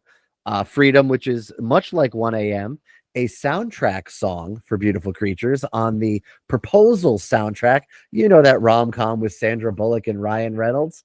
The song is in Ryan Reynolds' headphones in one scene. Oh, wow. It's there and it's listed in the credits and everything. So they're technically on the soundtrack. But I like Freedom a lot too. Again, solid album. It's just, how do you top an album that obviously we hold in such reverence? We haven't talked a lot about it yet, and that's because it's about to come up a lot. It's, if Guns N' Roses hadn't put out GNR Lies and just put out a second album in '88, it would not have been what Appetite was. And that's why it was smart of them to do something like Lies. This is the same problem, that this album is just the disease of lowered expectations, unfortunately. So that's my anyone Deuce there. Real official vinyl released by the guys. Good stuff. Nice. I will say anyone absolutely, is tops of that album for me. And it is a solid song. It is a good song. What became difficult with this list was the brilliance and the reverence and the adoration that I have for Beautiful Creatures, for the album. And then when we've talked a lot about Tango's live show, that we've, collectively, how many times we've all seen Bang Tango. And it's like we referenced on Poison, that the feelings I get when I hear these Tango songs that spur whatever the dopamine is in my head, that I can't separate the two. And so that's why nothing from Deuce made the list, but anyone is such a solid entry. Yeah.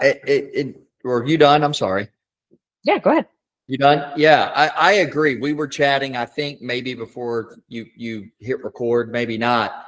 But we mentioned we do not share our list. We do not share our songs with each other. So I say that on every episode just because I think that's kind of cool that we don't do that, and it leaves a little bit of genuine surprise there.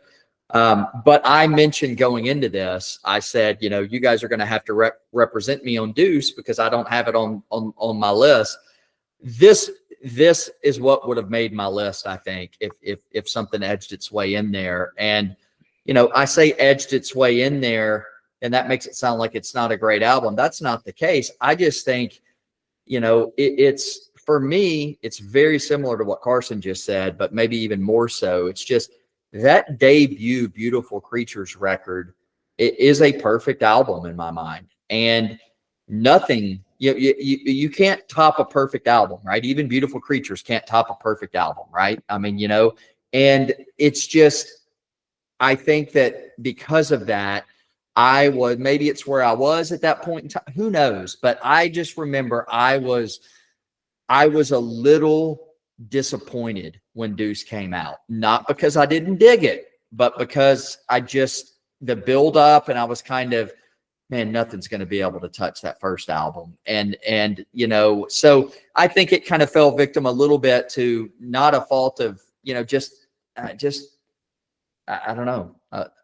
I say not a fault of the band, but maybe it's their own fault for recording a perfect album. That doesn't happen very often, but that's what they stinking did with the debut. So anyway, good choice, Hyde. I'm glad that's on there because that one deserves to be there in a top 15 list for Joe Lesté songs. It's a great one. And I was fortunate to see this tour Like when it wasn't just bands touring endlessly, like this was the Deuce tour. I saw it in Hartford. I flew up for it. And in the same week, I saw Kate, and I know you're going to kick out of this one. I saw Brides of Destruction in the same week. Oh, wow. And this was on their second album. So Nikki's already gone. But it was a weird week. And I just remember I was actually late to this show. And I get up there, and one of the things I knew about this venue is that they have a lot of opening bands play. And I get there, and I go to buy my ticket, and the guy just lets me in because he's like, well, there's only one band left. And I'm like, well, yeah, but that's like the headliner, but okay. So he lets me in, and I work my way up as far as I can toward the front, and I got up pretty good. Not the biggest crowd turnout. Actually, I remember why I was late. Now it was snowing, and there was a snowstorm, which is what happens when it's snowing. That seems like that's a common theme for you in trying to get to shows, man. Let me tell you, in Connecticut, it happens a lot, especially with Creatures, and for some reason. But it was, and I remember attending the show, and I'll be honest, not a lot of people there. I think the snow turned people off. That's the kind of show and the kind of venue where the walk-up traffic is everything. And unfortunately, in a storm, the walk-up traffic ain't going to be what it's going to be. And I remember Joe on stage saying, you know, we are small tonight, but we are mighty and we are strong. Didn't matter how many people were in that crowd. Joe was giving it everything. And I, a few years later, told him that I loved the acknowledgement. I love that he sat there and said, look, we're not playing to a sold out arena tonight. I know this, but you people are here and you deserve just as good a show. It doesn't matter. And you came out in the snow and they busted it as they always did. Solid band as they always are. We know some bands out there might be playing clubs and playing all the way to the back of the arena. We know that, and we love those guys too. But this is just a cool opportunity. And again, so I got love in my heart for Deuce. Anyone is the most solid song, but there's other good ones. And then also this rabbit hole took me down something. I never realized there is a Paris Records release of this album that has 4 bonus tracks. Oh, really? 3 demos and a live version either. of Straight to Hell. Now, I looked in my archives and happily already have the demos by other means, but I did not know that this was ever a thing. So I was like, oh, so now I got to buy it because I got to be a completist on this. It's just no way. So, Yeah, I didn't know that existed. Me neither. Had no idea. And So I'm super familiar with a lot of the stuff that Paris has put out. yeah.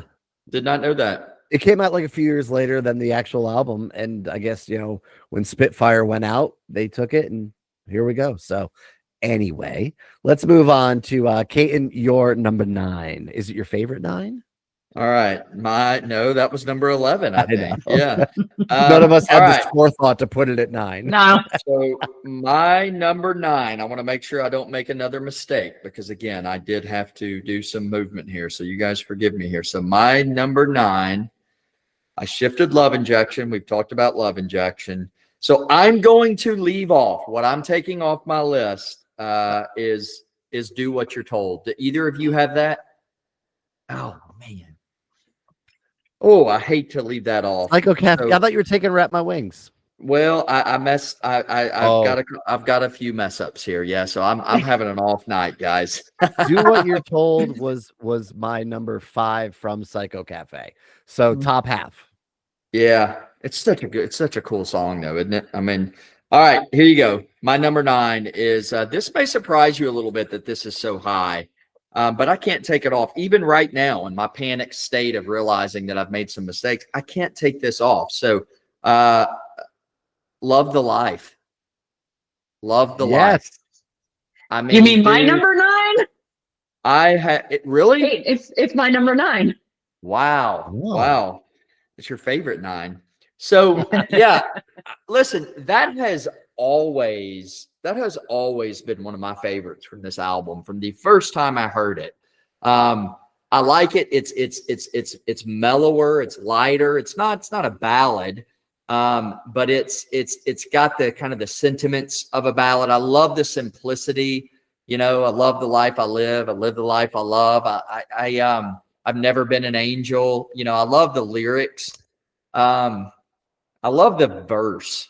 We talk a lot about choruses. I love the verses on this song. I love the verses as much as the chorus. So yeah, interested to hear your thoughts on this one, especially since it falls, interesting that we both have that slotted in at number 9. And I didn't expect this to be a top 10 on anybody else's list, to be honest with you. But this is one, when we started doing this, I knew definitively this would be in my top 15, 100%. I knew I cared for the song that much.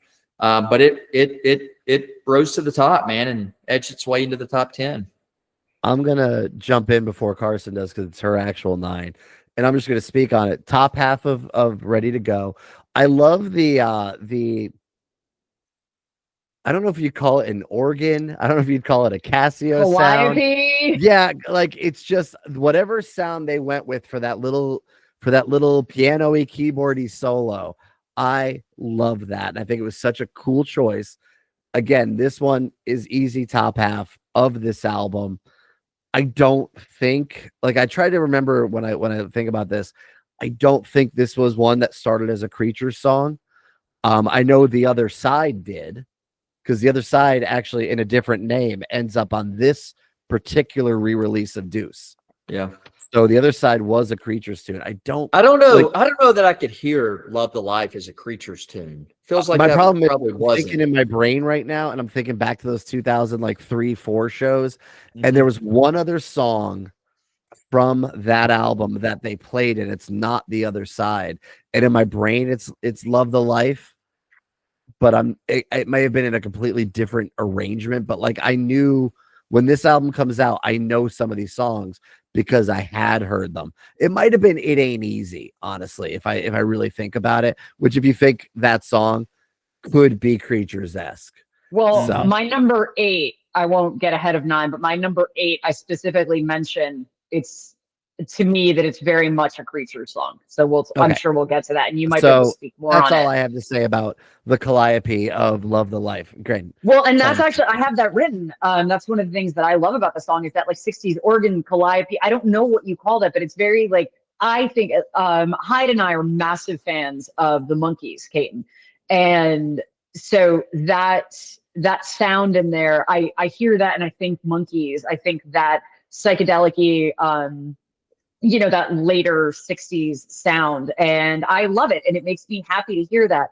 Also, what I love about this song is the very end with the people kind of like clapping, because like you were saying, you could picture, like, it's almost like Joe is saying this to a guy at a bar, right? Like you were kind of alluding to that. And that's the vibe I get from this, like, yeah, I love the life, I live, and I live the life I love. It's like, he's just like, I met some dude at a bar and I was telling him, here's the story, man, because we're both just killing time over whatever. I'm going to the next stop, or we just got time to kill because we're both stuck in this town. There's nothing else to do here. And it just feels like that vibe of storytelling, like, I've never been an angel, I keep my head above. It's it's almost anecdotal without actually going into a full-fledged story.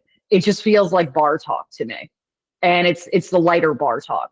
And I just love the vibe. And there's a weird thing with, I always take it with the illusion, and I'm sure it's not meant to be, but there's a song in the musical Chicago where they say you can like the life you live, you can live the life you like. And it's just very much reminiscent of that to me. So every time I watch the movie Chicago, I think Bang Tango. It's just like ridiculous because I'm sure nobody else does. But because like I knew this before that.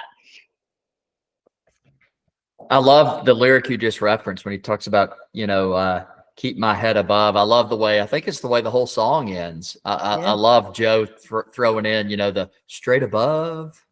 Yeah. Because he talks about, I got to keep my head above, and then he throws in the straight above. Above. It's a good one. I love it. I like that it's so closely aligned in both of our lists. Very cool. All right, Caton, give me your number 8. My number 8. Or sorry, okay. Carson, give me your number 8. All right. You already alluded to it, so I don't want I did. Mine is another one from Ready to Go. And it's Rainy Day, which is basically Wish for Beautiful Creatures. So that's why I love the song, because I already love Wish. I already love Beautiful Creatures. And the vibe on it, but I also I love the piano. I love the use of piano because that's not something you get a tremendous amount in those first couple of tango records. It's reflective, and sure, I can talk about lyrics, but really it is musically, melodically, to me, it's Creatures. And that's why it's always going to be a standout on that record. Even though it's a little maudlin, kind of like the, think of me when I'm gone kind of vibe. But it's basically Wish. I don't know about that being a Creature song at all. I gotta think there was a lot of crossover because again, it's 4/5 of the band at the time being Beautiful Creatures. My honest guess was it was easier to get Spitfire to put out a Bang Tango record than a Beautiful Creatures record at the time. Because again, just more name recognition and all that. So I'm guessing that's a lot of what went into that. And yet still, when you're missing Kenny Queens, you are missing an essential element to Beautiful Creatures. So it doesn't sound like a Creatures record, but the song, because like when I think of the songs that are on there, Ready to Go doesn't sound all that different from what I heard. And yet I just wonder if it had been under the name Creatures, would it have sounded different? Would it have not? I don't know. But so that song in particular, I've never heard anything about it being Creatures. Caden. Yeah. Yeah, that's a great tune. I'm glad it's not on my list. So glad to see it represented. Yeah, I mean, it's I don't know if it's, to me, if it's in like the top half of that album, but maybe it is. Maybe it kind of falls victim in my mind a little bit to, like you said, it being very similar to Wish. I've never necessarily thought that, but I'm playing it in my head and I'm thinking, yeah, absolutely. Like how did I not think that? I mean, and Wish is, one of my favorite Creature songs. So, I mean, yeah, interesting that kind of correlation that I didn't pick up on. It is a cool song. One of the things that I think is really interesting is I'm pleasantly surprised. I didn't know that this album would stack up so highly across the three of us. No way. It's pretty cool. Like I really didn't, like when I was putting, Roll Me Over and some of these others, I was kind of thinking, man, I'm going to be the one representing this album. Clearly that's not the case. So no, it's solid. It is solid. It's so solid. It's so solid. Yeah. Such a good album. All right. Keaton, your number 8. All right. Did you do your number 8? I did not. Should I? No. Okay. So my number 8 is, the band's biggest hit, Someone Like You. I love it. It could have been higher. When I think about this song, I love the intro. I love the guitar riff. I think it's incredible. When I think about this song, the video is etched in my mind, man. Just all the neon colors, Joe just banging on that wall. I mean, let's see if I can get the edge of the computer screen like the wall, where he was just banging on it. I love that. And I can still see the orange Jackson guitar that Mark Knight was playing. He actually still has that guitar. He's actually a really cool guy, and I've communicated with him a few times just through Messenger and stuff. Still out there making new music with the Unsung Heroes. Yeah, like man. Still so into this. And obviously there was a reunion a few years back, right before COVID, of the Bang Tango classic lineup that unfortunately didn't go well as far as trying to go long term. Yeah. But these guys are still out there, and I believe in its current form, should there be one, Joe's had some health issues over the last few years. But I believe Kyle is working with Joe on creating some new music. That's really cool. But no, Mark Knight, so talented, and the music he's doing now, obviously so different from Bang Tango, you could say, except Bang Tango is always different from Bang Tango. Yeah. So who's to say whether any of it would not be the next evolution of something else that has already come? Because again, album to album to album, the band has always evolved and changed. Where Mark is now is not to say that the band wouldn't have gotten there with the other guys at some point in time. So absolute love to Mark and the Unsung Heroes, just solid music. Yeah, and I'll tell you this. I mean, I really dig singer-songwriter type music, and I'm not just describing it solely as that, but there is some of that in there and in his stuff for sure. And I'll tell you what, I'm familiar. Like I've dove in and checked it out, and it's really good. It's what he has put out with the Unsung Heroes is really good. He's got Tig playing with him on drums. Yep. And so but he's a super cool guy, super genuine, friendly guy. And that's how I know he's still got that Jackson, because we were just messaging back and forth, and I just randomly tossed it out there, and he was like, dude, I've got it, sent me a picture of it, like sitting there in his bedroom or wherever he had it, What was your highest bid on it, Caton? No, trust me. I thought about it. I was like, I wonder would look real good right there on the wall. Exactly. But yeah, I love this song, and I just think I remember it. I remember, Headbangers Ball playing this. I remember it capturing me visually. Again, just all the neon colors. If y'all remember that, there was a lot of fluorescent neon type colors going on. And I just remember Joe banging on those walls, man. It was so freaking cool. So I love this tune. And yeah, someone like you got to be their biggest hit, right? Yes. Yeah, it's what they're known for. It's what's on Hair Nation.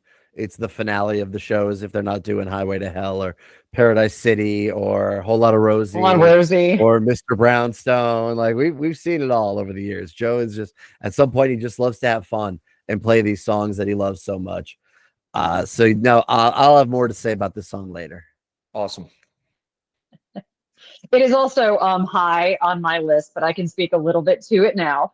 That the guitar screech, my God, and then the drum buildup, that it just kicks you right in the face, which you're like, man, that almost should have been the lead off, except Attack of Life is really a great album opener. So I don't hate where it is from a sequence perspective.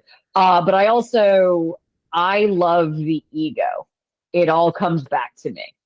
And that's something that whether it is a Creatures or a Bang Tango, I love that. I love the ego. I love the chest puffing. I love that kind of confidence, because not even being a kid, but at any point in your life, it's this kind of music that I think when we have those days that, even if like, I'm not saying like, oh, I'm like a sad, bad day, but it's just that day when it's just a regular day. And then you put on a song like this and you feel stronger. You feel boosted by the ego that is this song. And I love that mood, just what it does for me. All right. So my number, I believe I'm on 8, if I'm correct on that. So my number 8 is a song inspired by, I guess, contemporaries of of Bang Tango, in a way. Do you remember, Kate? I don't know if you even know the band name. If you know a song, do you know the band I, Napoleon? I don't know that I do. I don't think I do. Carson? No, I don't at all. Now, I think back in the day when I was like searching for like the underground bands, I'm pretty sure like I downloaded an I, Napoleon song. Couldn't even tell you what song it was. They were signed to Geffen Records. But the thing was, he inspired Bang Tango to write a song, because he was on the phone one night with some girl who wanted him to hang out, and he says, I can't do it. I'm going out tonight with the dressed up vampires. So Joe thought this was fun. This was about the two of them, and he said, because he was giving them crap for looking like vampires. It's inspired also by Anne Rice. So we got to thank I, Napoleon, if for nothing else, inspiring dressed up vamp, because this song is so good. What a riff. I know Carson had mentioned it earlier. It was lower on her list. So we're going back to Dancing on Coals with this one. This is just, again, what a pre-chorus. I need a kiss, I need a kiss, I need to feel your plain cool lip. Like, and then building it up to dressed up. You're just doing this. You're like, yes. And then I love the whole tonight, like what the guitar does in that space. Tango is so good at those starts and stops, like we said, but also in making the spaces matter. That when I hear Dressed Up Vamp, I can't help but go, like, you play that little air guitar moment that I can't tell you what is being done. Because again, Mark and Kyle are exceptional guitarists and better than anything I would even know what to do there. I don't know if it's a pinch harmonic or what, but it sticks with you. And you can't sing along to the song without hearing that next moment. And I love that in songs. And that moment is why Dressed Up Vamp even ends up high as it is for me. So Dressed Up Vamp, mad love. Carson, you've already spoken on it. Oh Katie, yeah. Is this something that's coming up later? Where did it fall for you, Carson? Sorry. It was number 14 for me. Number 14. Wow. Yeah. Dressed Up Vamp. I mean, let me go ahead and chat about it. I mean, it Dressed Up Vamp came in at number 3 for me. Number 3 for me. I mean, it's a top 3. And so, I mean, I agree with what you said. I mean, I love I don't know really what you do call them, you know, the start stops. That's about as good as anything, you know, just the cadence of the song and I mean, you're right. I mean, just you know, it's exactly what you described, you know, dressed up. I mean, it's very just back and forth, and it's got the short stops and I love this tune, man. I mean, I mean, I'm just sitting here looking at my list. There's just so much from this album. Untied and True, you guys have talked about that. Midnight Struck, Dressed Up Vamp. I mean, this was a strong album that, yeah, you know, for a sophomore effort, it should have done more. I mean, it should have done more than it did. I don't even know that it got any kind of, you know, airplay or, you know, I mean, did it? I know it got a video. I do know that, but like, I don't recall seeing it on MTV. Here's the thing, recall. Like, I know it exists because I've seen it on YouTube, but yeah, you know, I remember someone like you know, I remember seeing that all the time. I don't know that Dancing on Coals, I don't have a memory of seeing that on Headbangers Ball. Do either of you? We're in the spot now where you'd get a few moments on a Headbangers Ball to come promote your album. There was still like, and then they'd show the video for whatever the first single was or whatever. It would always be 2 members of the band come in, sit on the couch with Ricky. I think there is a tango moment. It might even be playing behind me for all I know right now. Because it's an MTV, it's Ricky Rackman and Joe Lesté doing something. So it's highly possible, but it's one of those where it wouldn't go outside the ball at this point, and it wouldn't even get played all that often on the ball because Headbangers Ball at this point in time was already half your big hits of right now that fall into it, and the second half was hitting your Pantera and hitting your heavier stuff that really had no place on the rest of the day on MTV at the time. So like it probably got played once and fell off. I have to say, like, when it comes to me, you're going to laugh because I'm not even sure you know this, but I need to be honest. My Bang Tango fandom comes along because of Beautiful Creatures. I know who Joe Lesté is because I'm big on like metal sludge back in the day. And I know Bang Tango exists. I know someone like you, but I'm not diving into the albums. I owned them, but it wasn't a deep dive yet. I buy Beautiful Creatures, fall in love with that. And it makes me start diving into this and into tango because tango's all but dead early 2000s. Finally, we get to go see them in Cincinnati in 2006 with a completely different lineup than any other time we ever saw them. But like, that's when it really begins. And that's when I've seen Creatures at this point probably 9 or 10 times before I ever see Bang Tango. And so when I'm listening to these songs, I don't even know what the singles are. I'm just listening to the albums, hearing the songs that stick with me. And it's also where something like Poison and Motley Crue have a hard time, where we talk about the overplay. Not only is Bang Tango not overplayed, they're not overplayed to me because I haven't been listening for 30 years. I've been listening to them for 25. Right. But we're now coming up on almost 40 with some of these other bands. So when those overplayed songs plus 40 years, it's a problem. This is anytime I listen to Bang Tango is when randomly they play Someone Like You on Hair Nation or because I choose to. So all these songs age well, they're fresh to me, and it's a very different perspective than all the bands I loved when I was 7. Yeah, it's interesting you say that, because it wasn't Creatures that got me into Bang Tango, like your story. But I will say this: it's I do remember as a kid loving and having Psycho Cafe, and I shared with you the memories from the video, Someone Like You, and loving that, etc. But I did not have, I guess at the time as a kid, I did not stick with Bang Tango, meaning I did not have Dancing on Coals as a kid. Well, there I was no got way dancing. to stick with them back in the Yeah, day, because yeah. if it wasn't on MTV and it wasn't on your local radio, how'd you even know it was out? Yeah, and well, and even so, even if you think about the magazines and stuff, and I still have a lot of these, like you do, Hyde.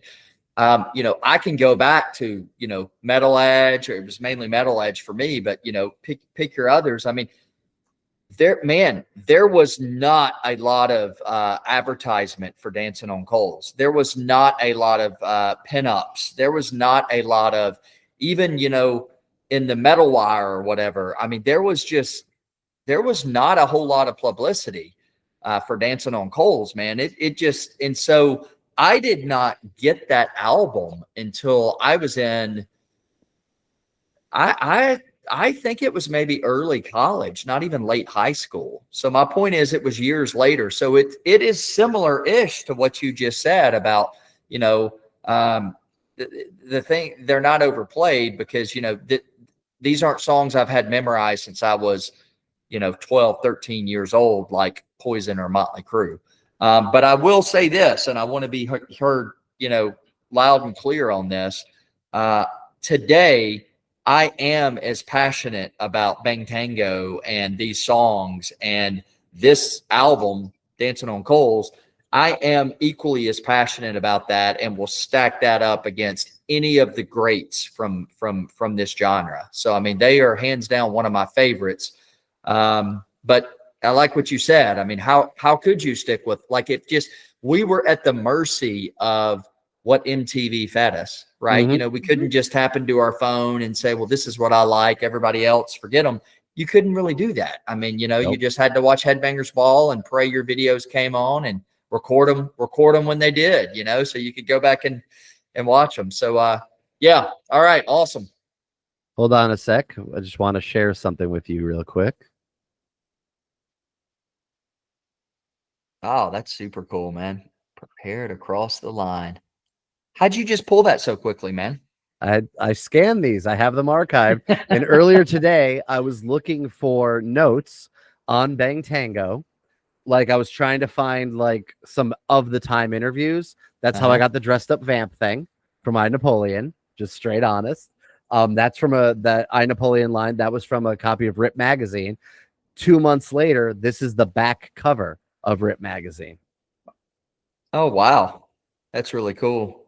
So yeah, Prepare to cross the line. That's the album cover. So, like, I don't Yep. have it's interesting that the girl's not on this shirt. So, but you can see that's and then I can't remember, is she on the back, or nope, does it just Bang Tango Dancing on Coals. Just a really cool shirt. So this is authentic. This is not a I believe eBay special reprint, man. I got this sucker on eBay years and years ago, and it was a authentic original one. So I love this one. Yeah. Well it fits done. tighter and tighter every time I put it on. All right. So we've all done our number 8s. Think so. All right. So we're into number 7. So since we talked dressed up vamp and all, I'll go to number 7 to Caton. All right. Number 7 for me is I love this song, Last Kiss. Last Kiss, man. I love this tune. I love everything about this song.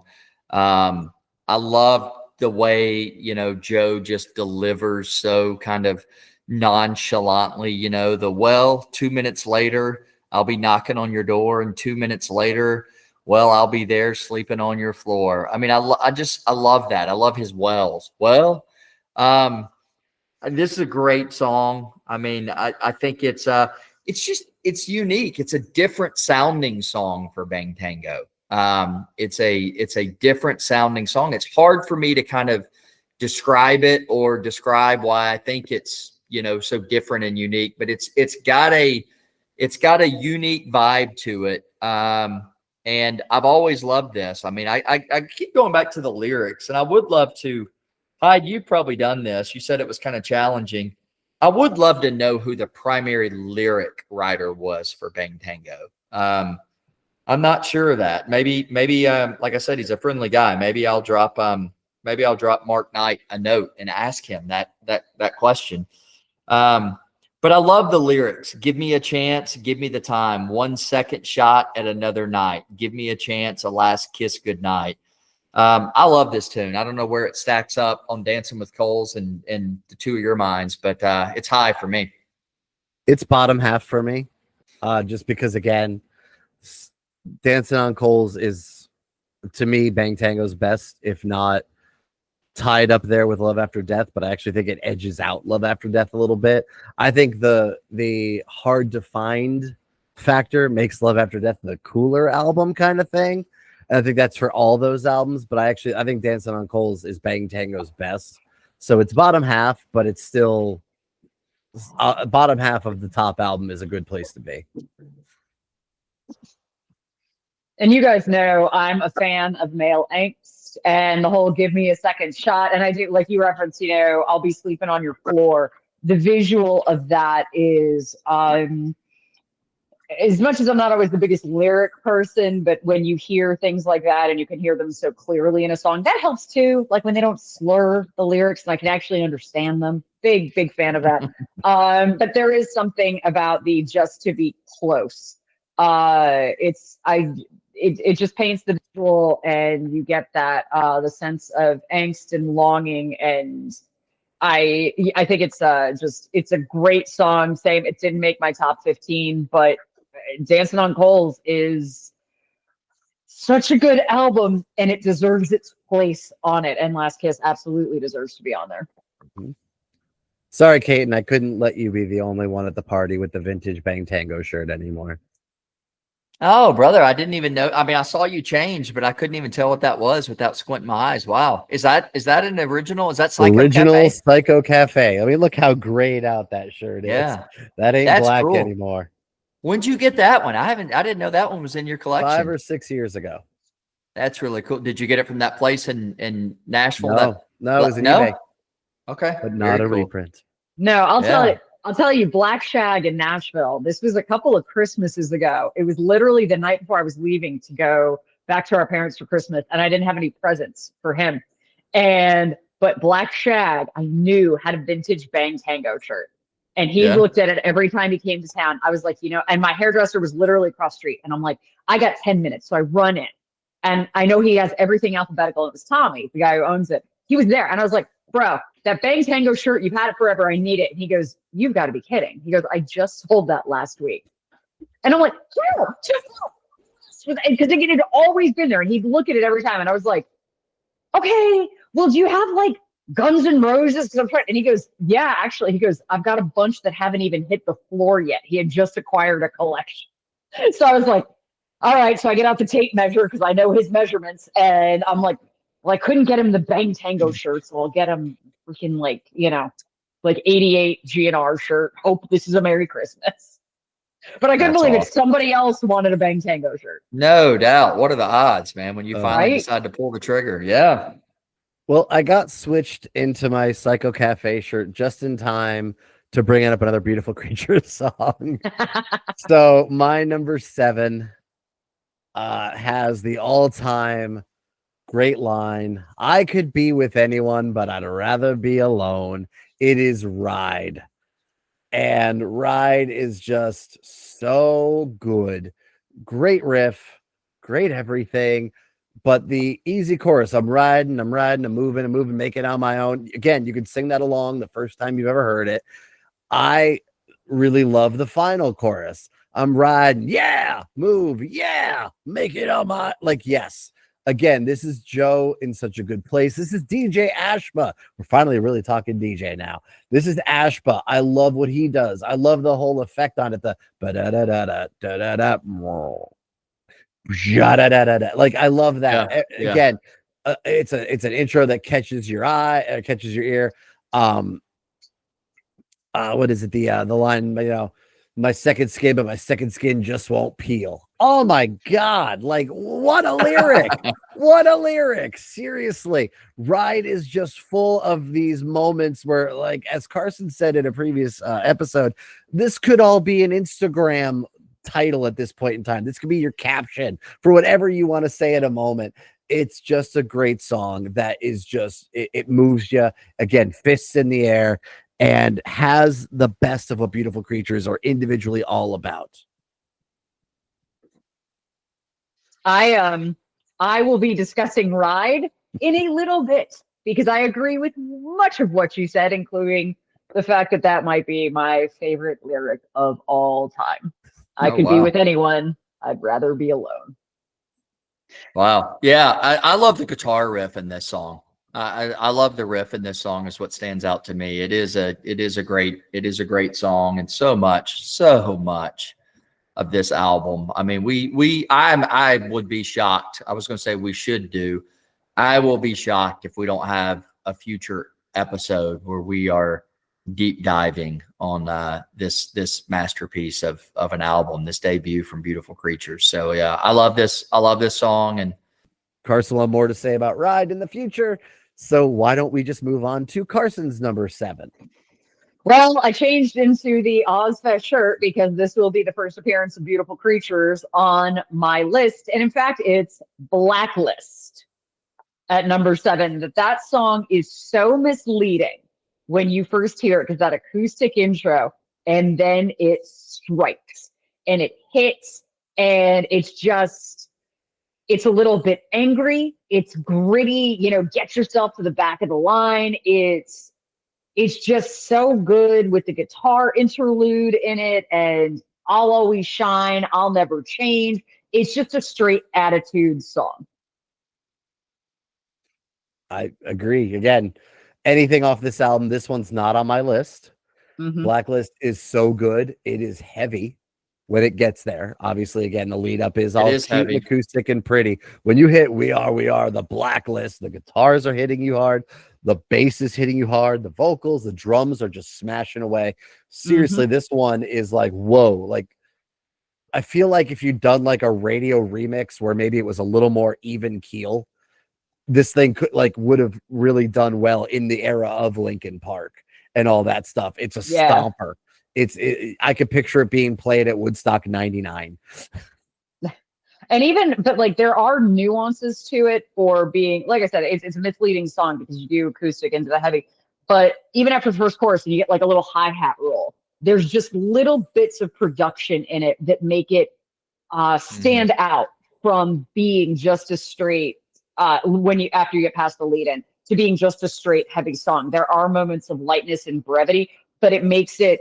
That's why this album, that's why every song on this record is so good, and I could gush about all of them, and trying to pick my favorites off of them, because we made a joke earlier, but it's really true. I could have just put the whole album as my top songs, but I did go through and pick and choose as to what stands up, not in the sequencing of the album, but what stands up on its own. And again, I referenced just a little bit ago about having that attitude that helps you puff up for the day. And Blacklist gives you that, like, it's not me against the world, but it's us against the world. But I feel like I've gotten us because of that song.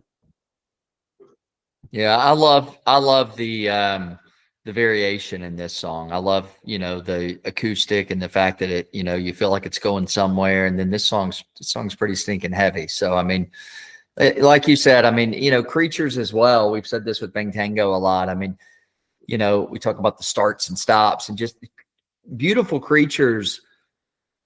And I'm specifically talking about Beautiful Creatures now. Like, Beautiful Creatures, especially this debut album that we're all so passionate about.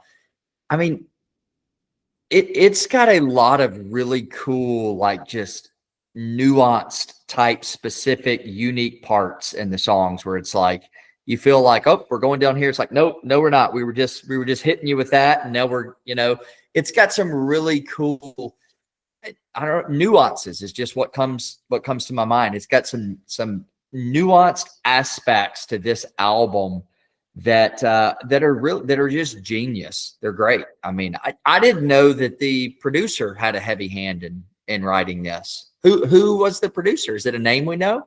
Can't remember off the top of my head, but again, Okay. it wasn't like, I don't think it was a Mutt Lang kind of thing, but I think it was just, there was a kinship there. I think it was really DJ and Joe. And again, this is just to what my recollection, what I remember seeing on the liner notes even, is that's the two of them, and the producer's name shows up in the writing credits a lot too.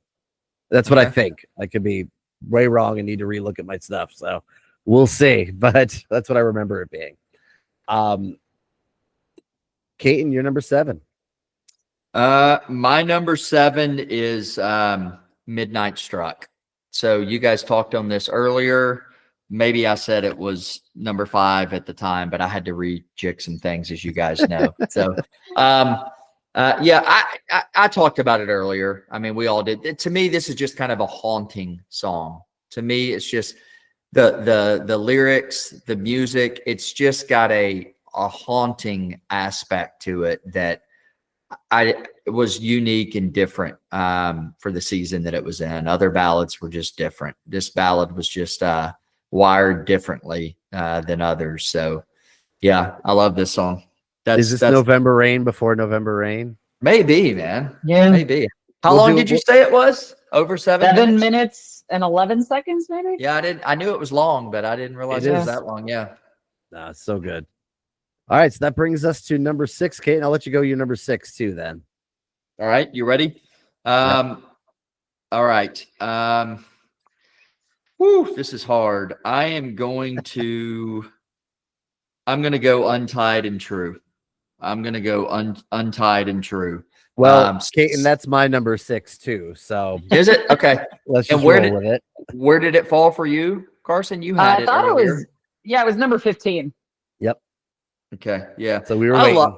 I love this one, man. To me, this is a witty song. The lyrics, I love the lyrics on this one. I mean, maybe I referenced this earlier. I'm not sure, but I had written down, you know, and when it's dangerous, well, I'll always protect you. When it's over, I'm going to bring my love to you. I love the lyrics. I love the guitar work in this one. Oh, yes. I love the guitar work in this one. I don't know where the trade-offs occur. I don't know, necessarily which piece is Kyle and which piece is, Mark. But I mean, I love the guitar work in this one. There's so much of Bang Tango songs that I think the shredding is what makes it stand out. But this is one that I've always dug this song. So yeah, what you got, Hyde? So I'm with you on everything. Love the fact that like the pre-chorus is kind of the chorus. Like I love all this pre-chorus talk. This is awesome. And it is, but it's also the chorus. It's, and when it's dangerous is the same vibe as and when it's over. Like it's the same thing, but this one, exactly what you said, it's witty. And I like the first line. Oh, my little filly, I'm gonna ride you, girl. I'm gonna write you a love story. Like that's like, wait, did I hear what he said? Oh, maybe I didn't hear it right. No, you did. You heard it right, but he's messing with you. And that's why I told you guys, I said, I didn't think lyrically it was the strongest because of that like blatancy of like, okay, we get it, sex. Okay.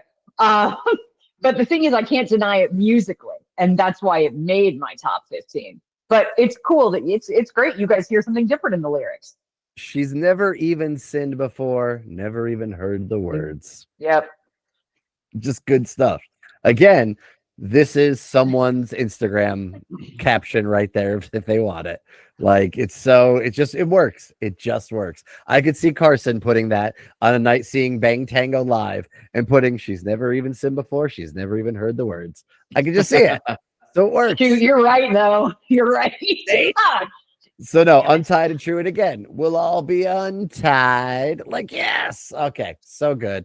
So that takes care of our 6s right there. The solo, I love the guitar work throughout. The solo is really killer on this song too. Yeah. Like specifically the solo for Untied and True. It's good. It's good, man. Like it's a standout. It's a standout. It's a memorable solo. I would agree. Carson, you're number 6. My number 6 is the title track of Dancing on Coals, which I believe we have referenced already. I've already spoken my piece, so I'll let you Yep. go ahead. I'm thinking with Kate, and you still have to wait a little bit. Yeah, I think you're gonna have to wait a little bit. Okay, Keep then why don't we wait then. on it? That's cool. That's cool. Okay. No, we can wait. All right. All right. So that puts us at number 5. We are ripping through this, guys. We are. I'm gonna go with my number 5, and it is the second track from the first Beautiful Creatures album. It contains the line, "Ain't no saint inside this skin." It is Wasted. I've been waiting so long. I've made up my mind. All this time just wasted. Taking my time. What? One of my favorite parts about doing these with you guys has become when Carson doesn't say anything and she just holds up the note card. I love that. I love it. Like, here's the interesting thing about Wasted is that in a 1-2 punch way, this at 1 a.m. should be, this and 1 a.m. are unbeatable. Because like I've said it for years, when I go to put in Beautiful Creatures, when I bought this CD, I picked it up in 2002 at a used store in Hamden, Connecticut, named the Music Box because it matters that much. I remember. I picked it up, and I remember it was because of all the Metal Sludge talk. It was, oh, it's the guy from Bang Tango who I have heard of. I'm not overly familiar with, but I know. I'm going to pick this up. Hayton, it was $1. With the sticker and everything. With the sticker. The silver sticker. It was there. I pop it in, and immediately I'm here 1 a.m. and I'm like, okay, yep, this is cool. And then right into Wasted. And I said for years, let's say I put in the disc into my car. And of course, your CD player always starts the first song in your car. Mm-hmm. And let's say I was in the mood to hear Wish. Doesn't matter. 1 a.m. kicks in. I'm listening to that. But I can stop at Wasted, right? No, because when 1 a.m. stops, I can hit Wasted. I can't not listen to the two of them along. I can't not listen to the album flow. I'll get to Wish when it pops. It ain't happening yet. That's just how this album plays. So Wasted, I hold up with such high esteem. Removed from 1 a.m. as a lead-in, I can be a little more objective to it, and still it ranks in my top 5. So it's not like I dislike it, but it really, what a service it's done, just as TV shows used to be with their lead-ins. Having that lead-in of 1 a.m. into Wasted does it a service, but what a kick-ass song. Carson, where did this fall for you?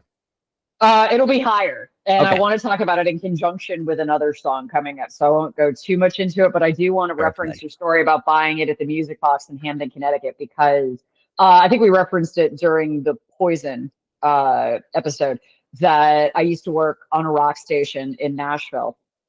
And this was back in the day when you actually had live DJs at night.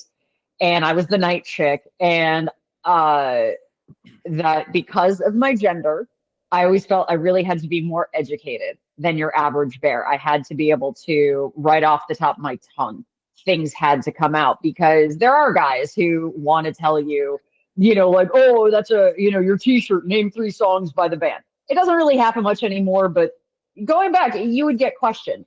But there were also guys who just, I guess because I built their trust musically, they would call and they'd be like, hey, who's a band I should be listening to, but you don't play on the radio?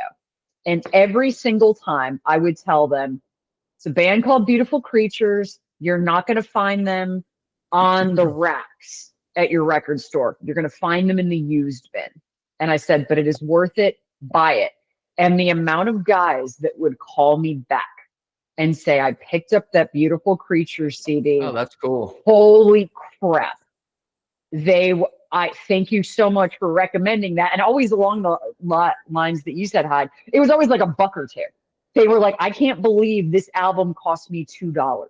It is phenomenal. So I would try to spread the gospel of Creatures, even to couple of years back when it was the 20th anniversary of the album, and the guys in the band had started making posts about it, and they had released the concert on YouTube. And every once in a while on the radio show that I do now, and it's country, but we do a segment every once in a while of like, what are you listening to? And we don't, it doesn't have to be like, oh, I'm listening to country. It can be like any genre you want. And because it was the 20th anniversary, I'm like, well, I've been revisiting one of my favorite bands and what could potentially be my favorite album of all time. And when I say revisiting, they don't need to know that it's not like I ever stopped listening to this album. Okay. But it's good for radio. And so I pulled up and we just started kind of going through the album on the air. And even one of the guys was like, this is really good. How do I not know this? And I'm like, you're welcome. You're welcome. So I will sing the gospel of Beautiful Creatures anytime, anywhere, because I believe so wholeheartedly in that record.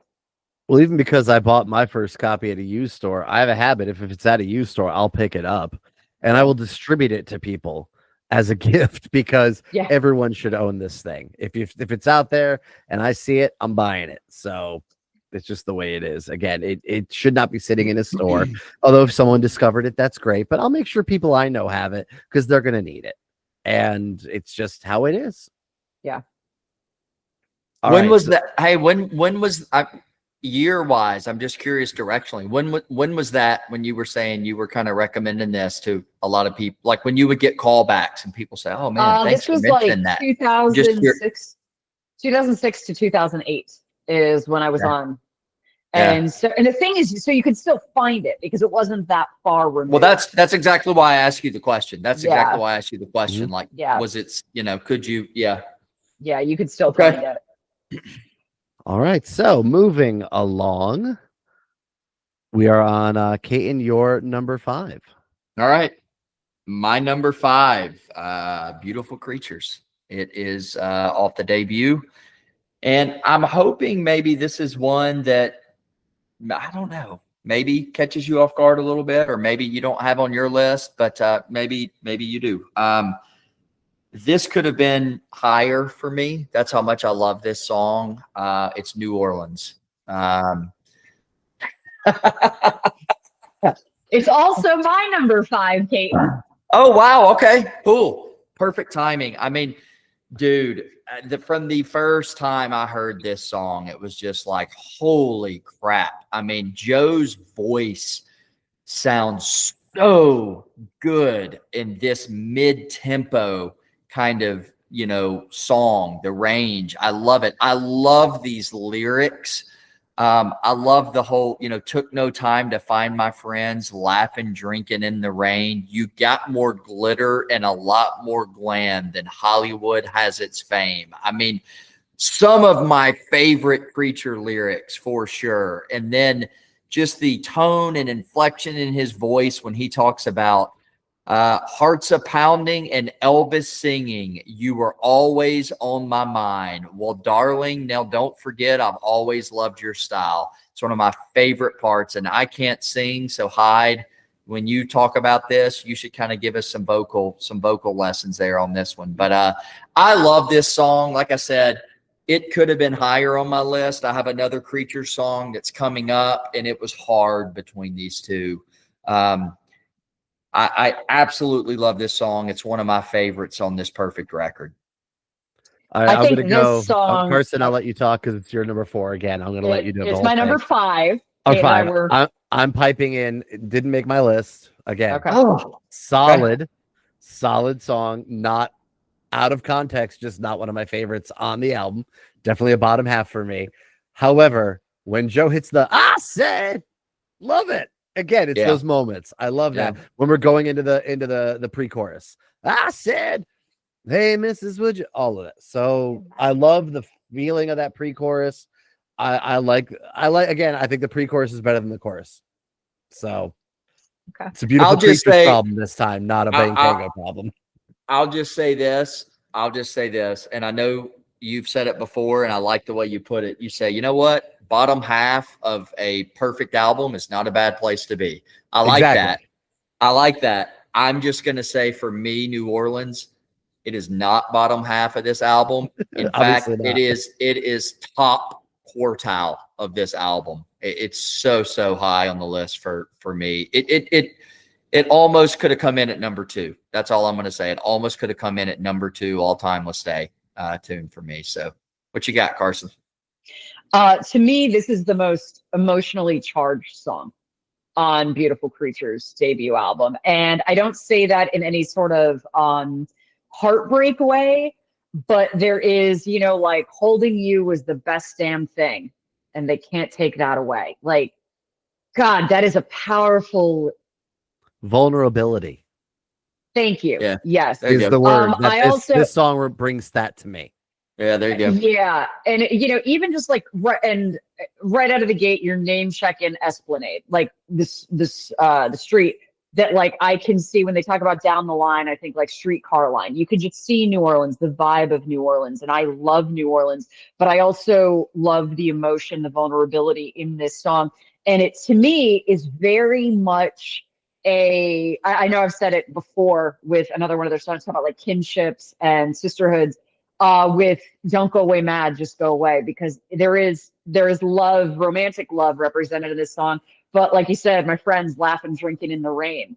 There's a celebration of the brotherhood, of the friendship. And I love those kind of songs. And I love the imagery of that. And New Orleans is one of my favorite places in the world. And so every time I go to the city or I'm doing something thinking about the city, it's on my playlist. But it's also helpful that it's such a wonderful song. And I do have to tell my New Orleans story about Beautiful Creatures that actually doesn't really involve them. But the last time I was there, there's, I know you've been there, Caton, to Culture Vulture, the vintage store there. And the guy, he's got vintage, and then he's got like, you know, reprint Hot Topic-y kind of things. But every time I've gone, I know where the vintage rack is. And he had an Ozfest shirt. It was not this one. And I'd asked him something about, I was with girlfriends of mine who are also in the record industry. And I said something about, well, yeah, I'm always on the hunt for an Ozfest 2001 shirt. And they were like, why? Oh, because literally one of my favorite bands played and their logo's on the back. And they're like, who's that? I said, it's a band you've never heard of, Beautiful Creatures. From behind the counter, the guy pops up. He goes, I know who Beautiful Creatures are. And I'm like, oh, yeah. Well, I'm like, you know, the bassist, Kenny Queens, he lives here. Do you know Kenny? He's like, no. And I was like, okay, well, then how do you know Beautiful Creatures? MFer pulls out his Rocklahoma 2008 mug because he had been at Rocklahoma 08, which was basically Lesté stock, which is what we called it because Joe Lesté like played constantly. And I think I'd referenced earlier, maybe it might have been a conversation before we started recording, that Creatures played. I think it was that one, 08, right, Hyde? Yes. And well, I they had did taken not play. They were supposed to play. They ended up pulling out, but Kenny joined Tango on stage for 2 songs. Okay, because that was the tent later at night, right? That was 09. So that was 09. That's the thing. They all blur together. So that was 09. Oh, yeah, because I had a golf cart. I didn't get my golf cart until 09. So I like pull up in my golf cart to watch the band because I'm so excited. And so he and I just start talking about Rocklahoma, and all of a sudden I was like, wait, before you do, can I take a picture of that mug? Because Hyde and I are very, very close, almost family, with the guy that was like the marketing director for Rocklahoma, and it was his pet project. And so I sent it to like our Rocklahoma chat, and I was like, bro, you're being represented in New Orleans. And the fact that I can walk into this random store and even, okay, yeah, it's a guy who obviously he's in vintage t-shirts and he knows music, but to drop Beautiful Creatures and he's like, yup, I know who you're talking about. And I go, there's power in knowing, and there's power in the sharing of this music. And I love that I'm in New Orleans talking about Beautiful Creatures, and it's one of my favorite songs from them. Yeah, I thought for sure you were going to say he was buddies with Kenny or something, or knew him because of the New Orleans connection. Or that's what I would have thought. He was like, yeah. Here's me like, oh, well, because you know Kenny. He's like, I don't know who Kenny is. And I'm like, yeah. But you mean the bass? No, okay. No, he just knew that he'd seen them at Rocklahoma and he loved them. So now, I'll go ahead. As we're talking about Lesté stock, Rocklahoma 08, I did want to explain my US 66 shirt. So Joe just seemed to be everywhere that year in 2008, even though there was a whole other thing happening in Texas. There was competition because Rocklahoma 07 had been so successful. This whole other thing started up in 08. So half the bands ended up leaving after a day or two of Rocklahoma and not staying the whole time like they had the year before. And that included Joe. Tango went too. But for the first 2 days, Joe was just on stage every 5 minutes. And part of what opened one of the days was this little jam band, US 66, which I guess they decided to have a shirt made. So you got Tracy Gunn, Chip Zanoff, Joe Lesté, Michael Thomas, and Chad Smith. Stewart. And I know you know Chad well. Oh, So, heck yeah. like, just That's I had to cool. own this, right? I bought it There's at Rocklahoma Nacho 08. Stewart up in there. Have it to this day. I don't think I've ever worn it. Maybe once because it is looking a little beat up there, but Crack. I love it. Just this was Joe was on stage, Joe was backstage. It was the first chance I ever had to interview him. He sat with us for a good half an hour. It was just absolutely incredible. And it was like, oh, he's got to go back on stage now. And then they did perform side stage with Tango, and Kenny got up and did 2 Creatures songs. It was magic. It was That's magic. cool. That's funny too, because I mean, I say this with love. I mean, they're not selling a lot of those T-shirts, I wouldn't think, even at Rocklahoma. So that's kind of interesting and funny that they were like, "Hey, dude, we should do a T-shirt." Yep. Hey, make your money. Make your money. Yeah. I can't argue. All right, so that was everyone's number 5. Then, anything else on New Orleans, Caton? I don't think so, man. Okay. The only a little quick side story.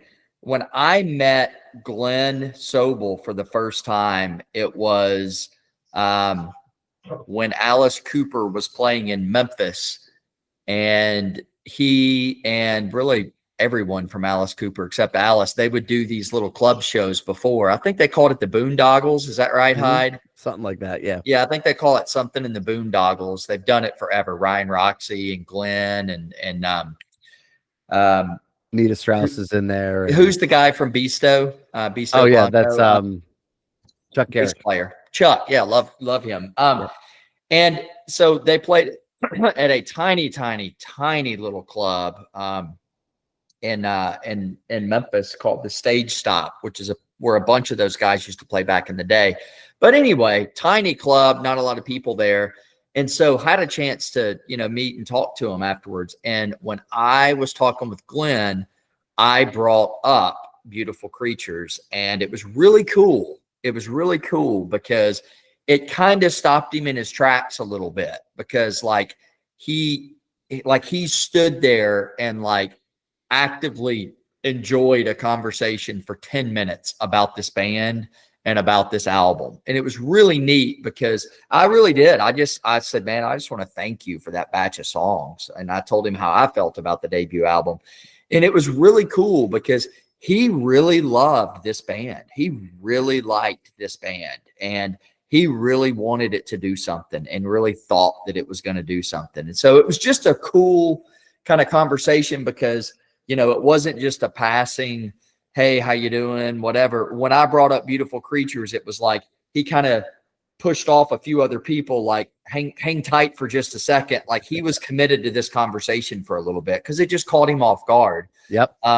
So anyway, I saw him actually. I told you guys about my Hollywood trip out to LA recently, and I didn't interrupt it because I just didn't want to do it. But it was crazy, man. When I went to the Rainbow one night, at the table sitting right next to me was Glenn and his girlfriend, and I recognized her from Instagram and stuff because she's got green hair or blue hair or something. Yep. And so, but they were there, date night, whatever. And, so I didn't even attempt to, but I mean, literally we shared the back, the backs in the red booths, we shared the back. So I mean, I could hear their conversation. I mean, it was, but I was like, I'm not even gonna say hello or whatever. And, but anyway, all right. That's a quick story. Didn't we see Lesté at the Rainbow? Yes, well, because everyone was out there for Oklahoma. Well, we were out there, but you and I just went to the Rainbow for lunch because we were and then we're like, oh, there's Joe again. It's funny just because you brought that up. I'll sidetrack as well for a minute. I had Oklahoma. You mean for the Cat House still? Press conference. It was a press. There was conference. a Rocklahoma press conference in LA. Was it the Whiskey? Yes, I think it was the Whiskey. And then, but we just spent a couple days in LA, and everybody was in town, and so we just went to we were like, why would you ever leave? Literally the Strip. We just want it that. We're just going to stay there. And so it was like, oh, let's go get lunch. And it's well, there's Joe Lesté. And it doesn't matter that we've just seen him. We're just like, Yep. cool, that's Joe Lesté right there. So I went on I believe it was 12 years altogether to get a picture with every member of Beautiful Creatures. Now, Caton had this started long before I did, because Caton had a picture with DJ Ashman before there was a Beautiful Creatures. Yeah, when he was And a published picture, no less.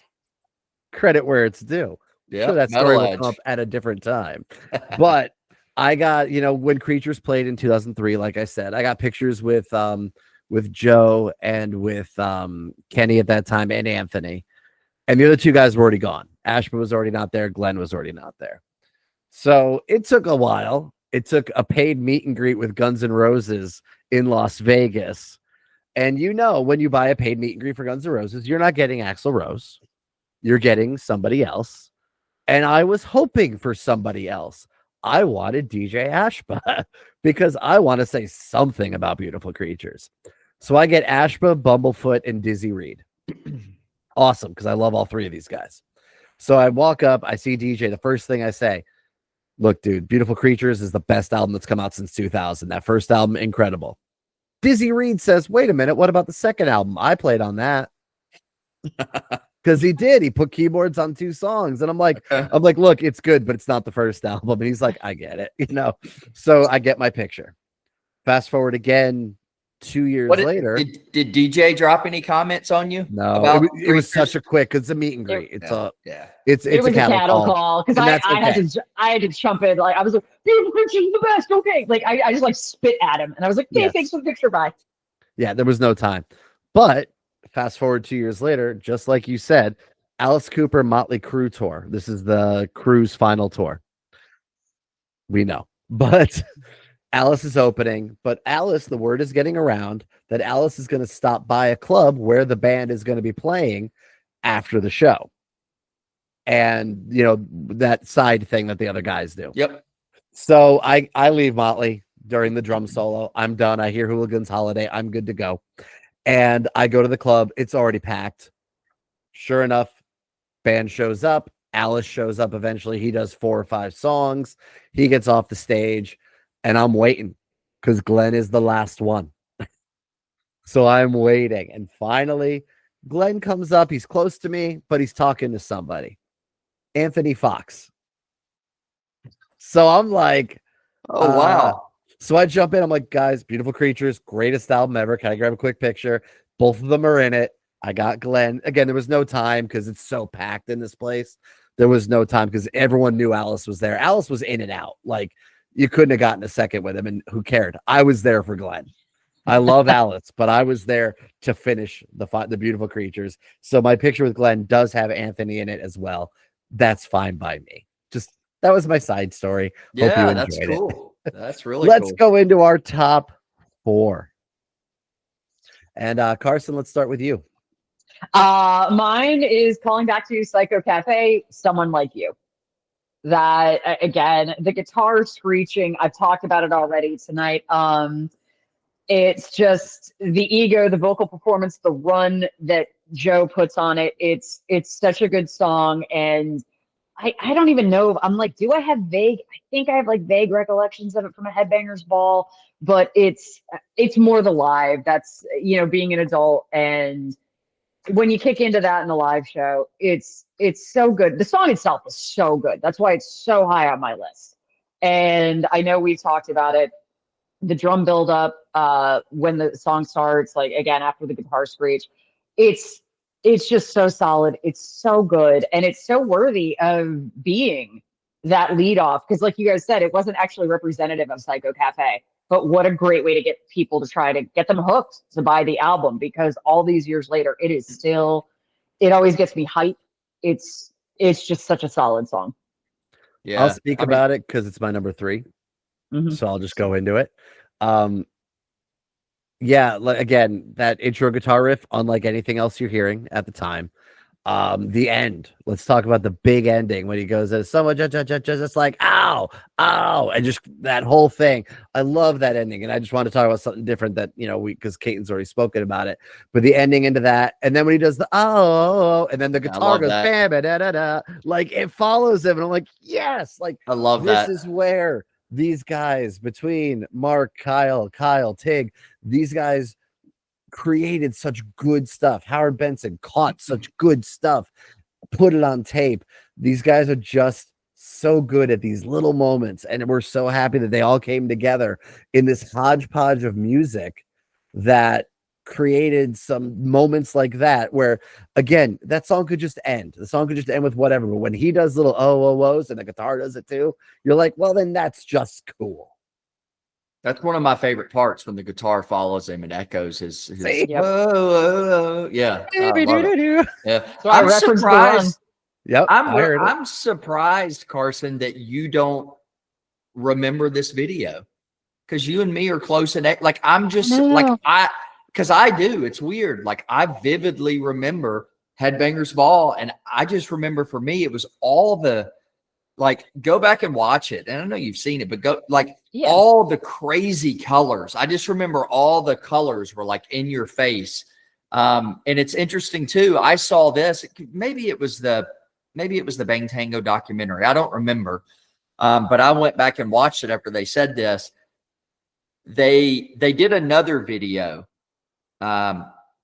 Maybe the next one. I forget what it was. But the video is basically identical to Someone Like You. And the label was like, because, they kind of got some breaking buzz, up a Heart of Stone, right? Yeah. I guess. I think that's what it is. But it's the same. They were like, I remember seeing this. Again, I don't remember if it was the documentary or just an interview I read. But one of the band members was talking about how they kind of got pushed to like, hey, do that same thing again, like with all the crazy cool colors and, kind of.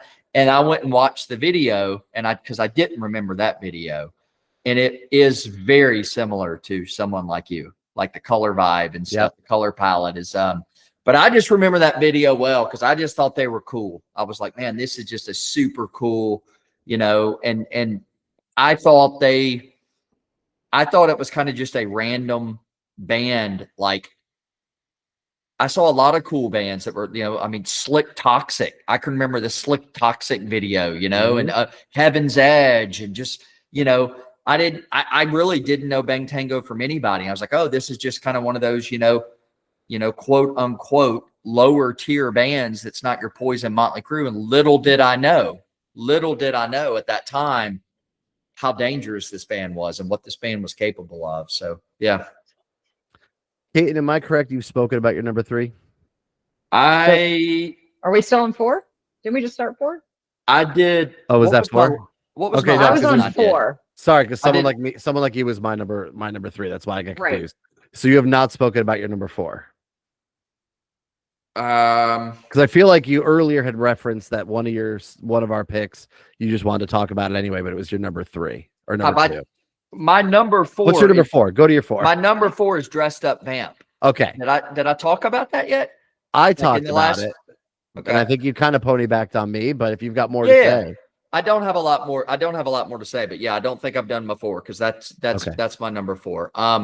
Man, I love this song. I love the guitar work. I love the lyrics. I mean, I love the whole, I need a kiss. I need to feel your cold, cold lips. I mean, I love it. Love it. So yeah, man, I talked about it earlier. Dressed Up Vamp. Did we all 3?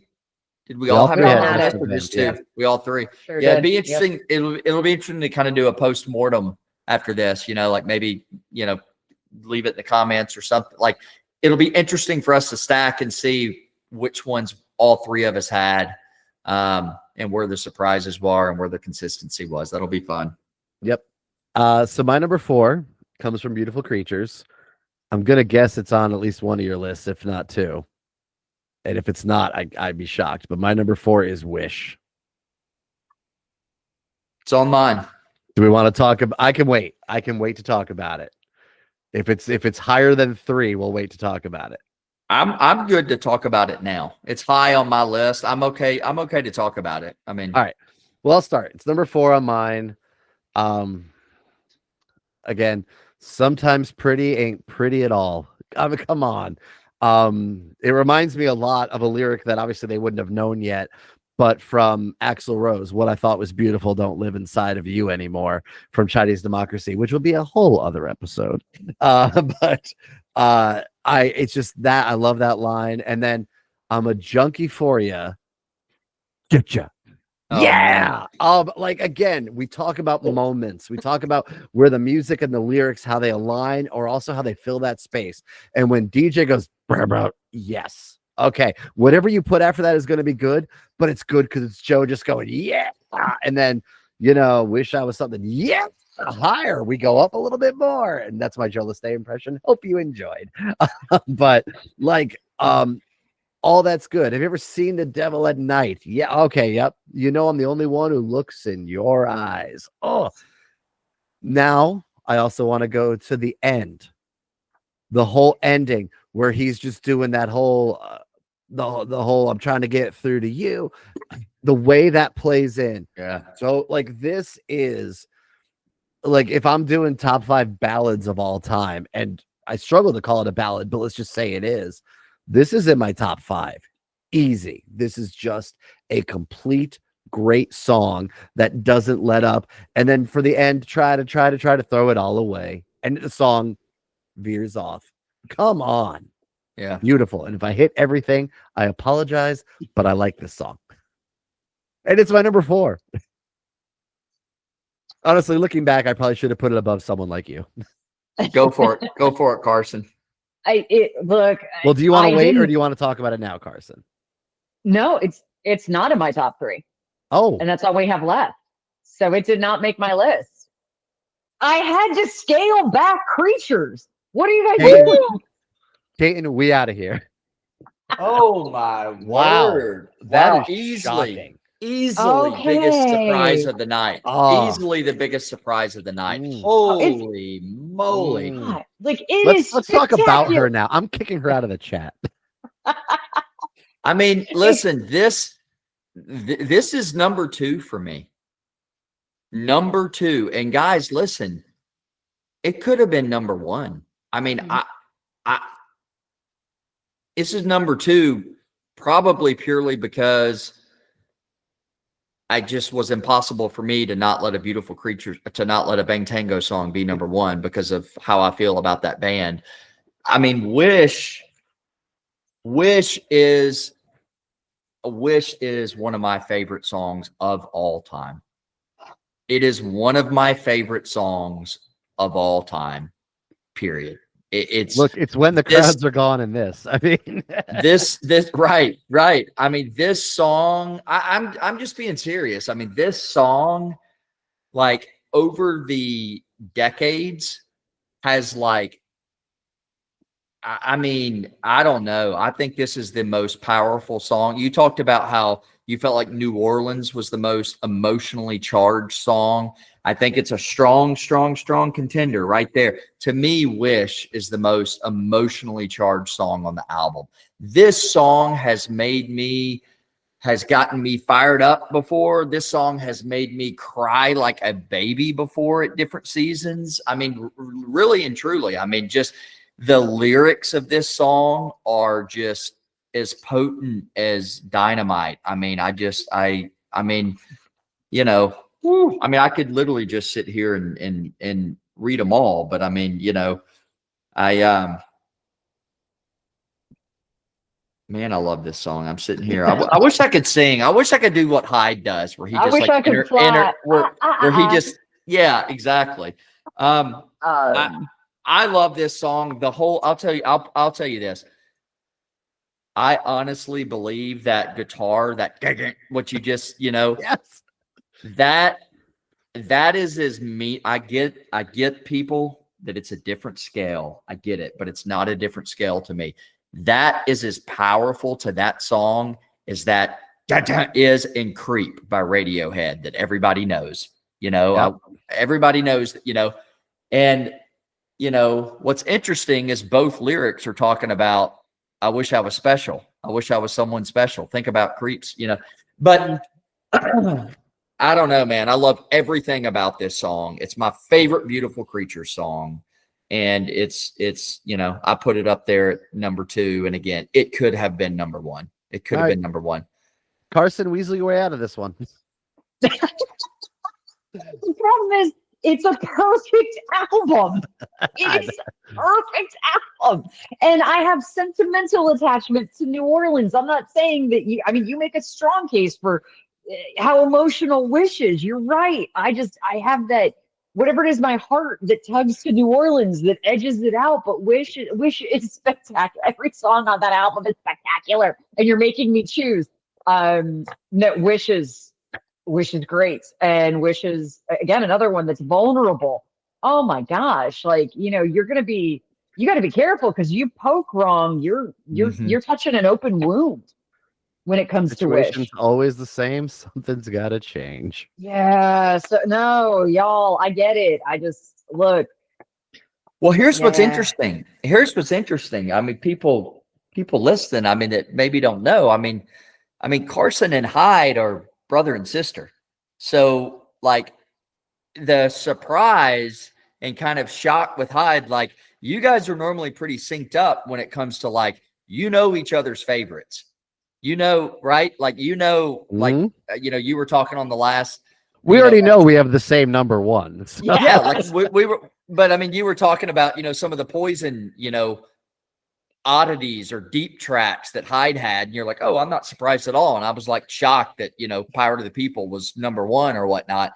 So like, I'm surprised that he was so surprised that you didn't, because he was positive. You could tell from his face that this was going to be in your top 3. So that was cool. That was funny.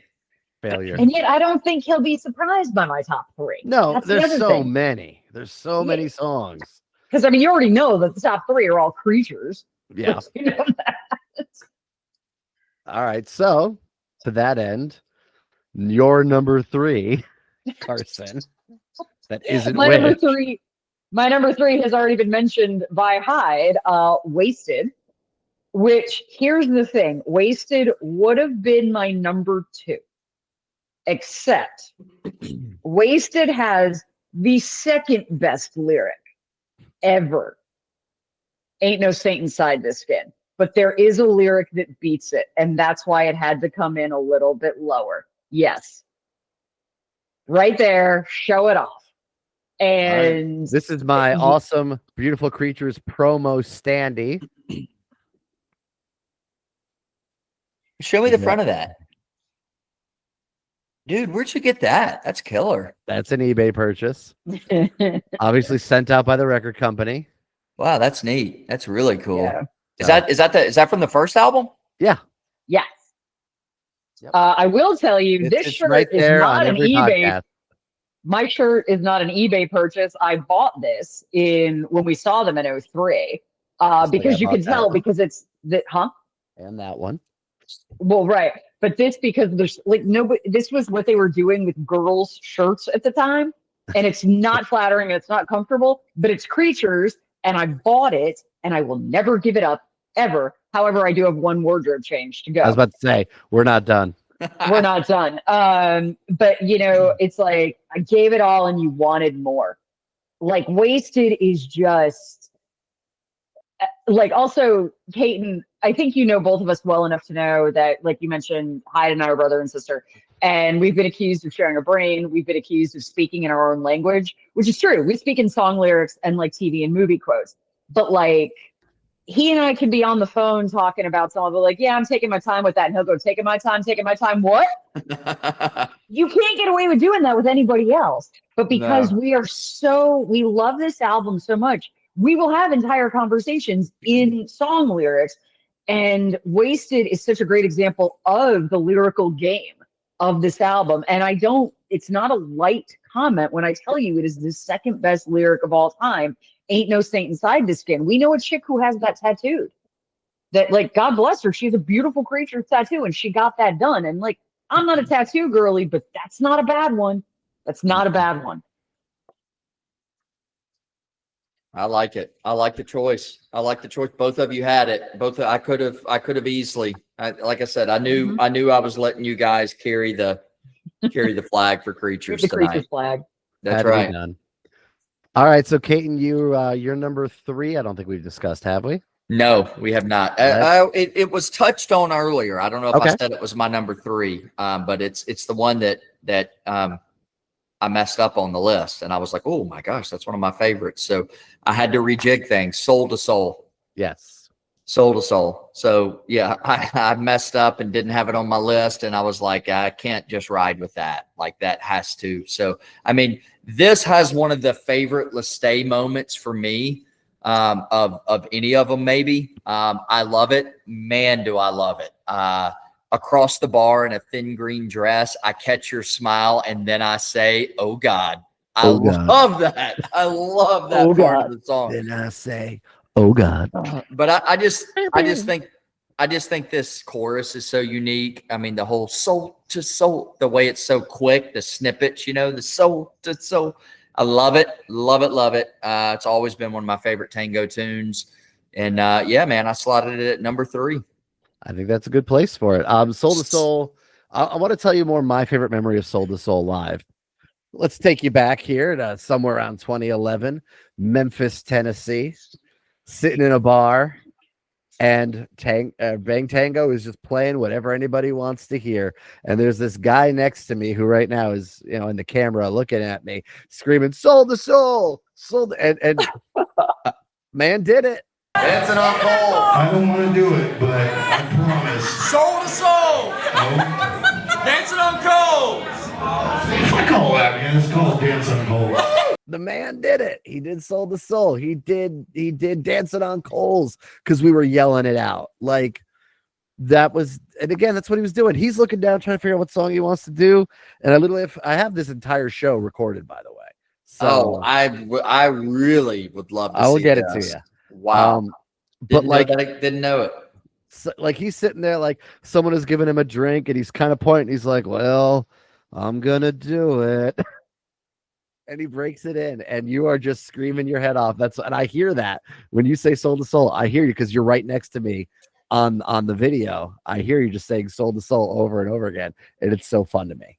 It is such a good thing. It was such a great show because again, this is always how it is when it comes to seeing tango. And so Soul to Soul is so good. I love the little it's like what, like, no, for all the risks a lot of people took. I always say when Axl Rose shows up at rehearsal and starts singing like Axl Rose, you're like really?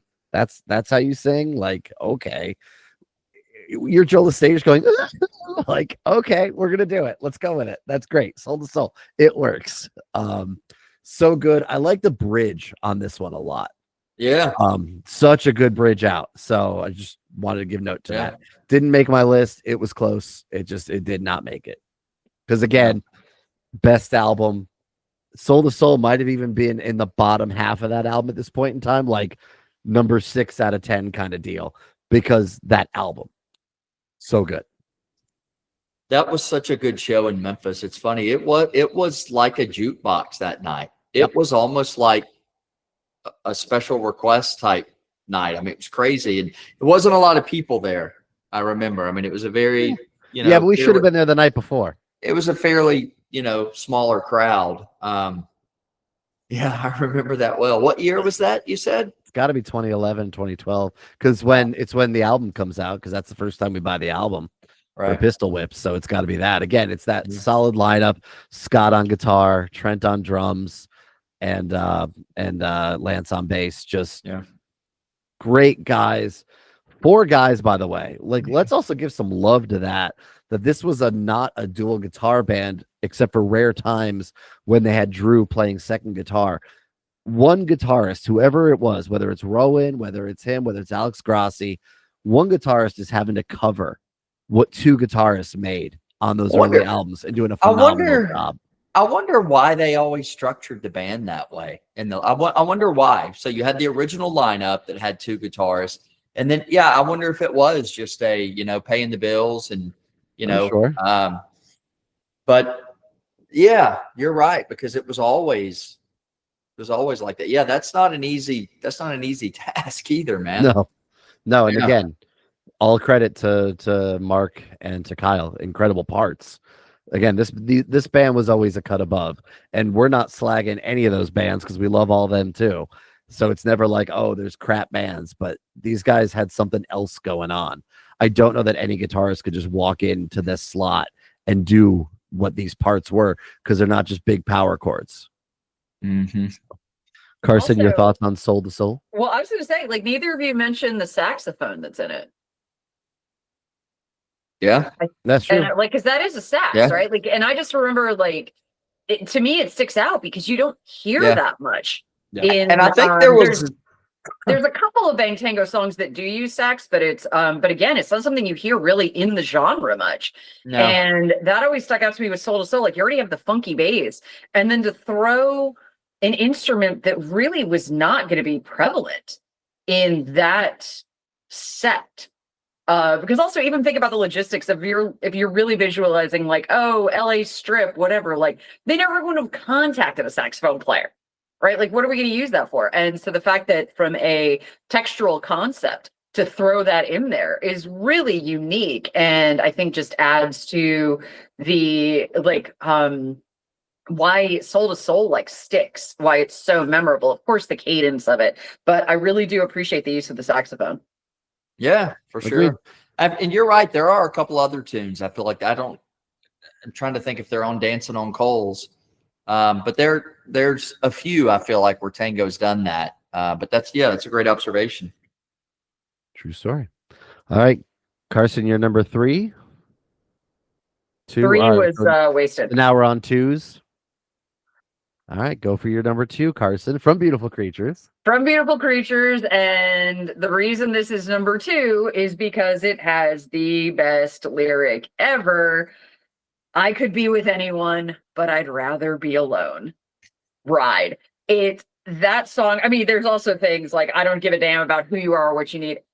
Look, again, you want to talk Instagram captions. I think you already did with Ride, but it's such a great song. It's such a driving song. Like, it just goes and hits you in your face. But that lyric elevates it because holy crap. I use that it's easily every other day. As somebody who's perpetually single. And like, why are you single?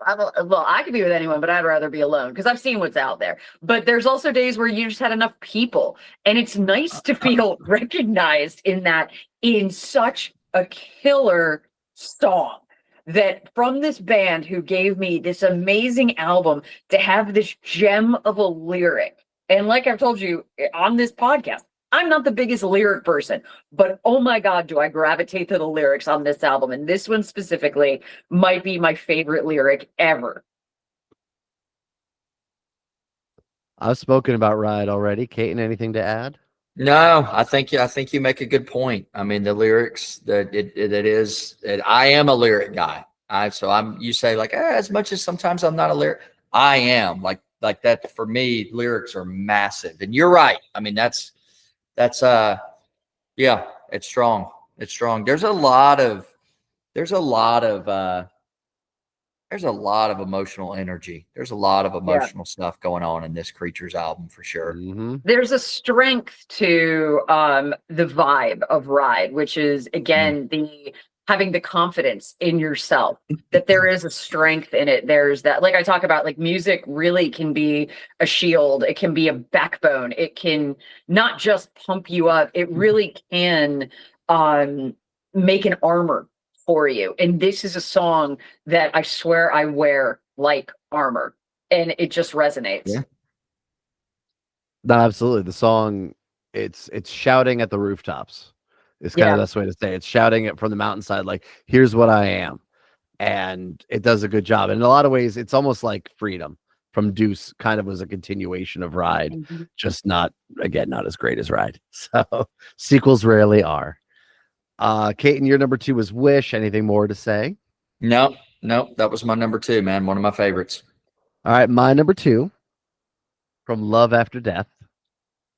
So not a Creatures song, but it's the kind of song where you don't give a damn when there's nothing to lose and you can't save yourself when your head is in the noose. 1 shot, 1 miss, 2 clamps on the wrist. No bad blood is gonna bring us down. Again, the rhythmic playing around with the melody to the song New Generation being my number 2 song.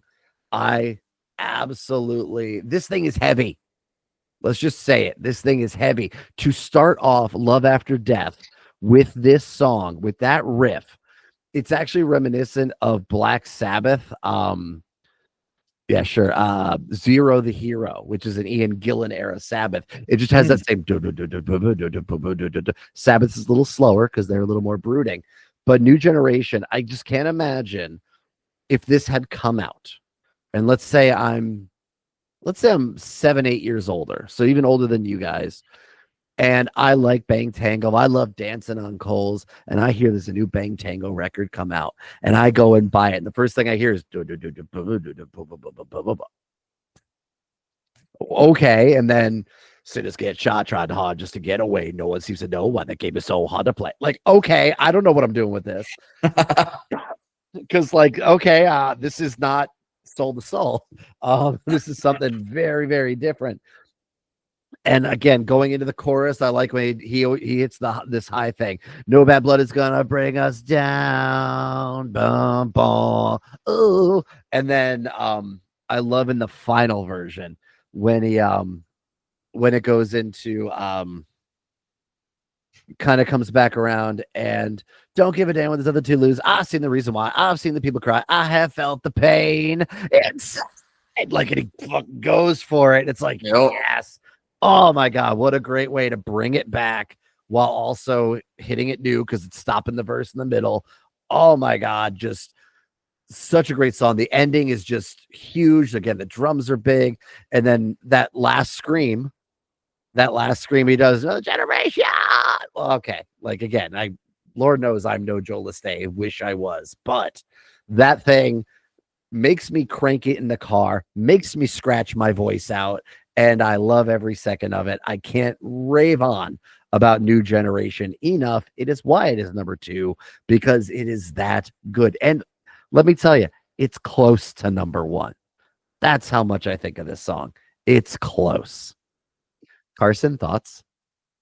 Well, like you mentioned, 2 clamps on the wrist. That to me is always so visual and it's so rapid fire. And I had the same thought when I actually went through and I try to actually listen to the album sequentially when I get ready for this podcast. So I can hear the differences, the evolution, and you really like even to just straight up to go from like Cactus Juice to this. Yes. And it's like, oh boy, that is a departure. That is a change. And like you said, if I'm the guy that like, hey, I love Dancing on Coals and this band put out a new album and the first thing that hits you is New Generation.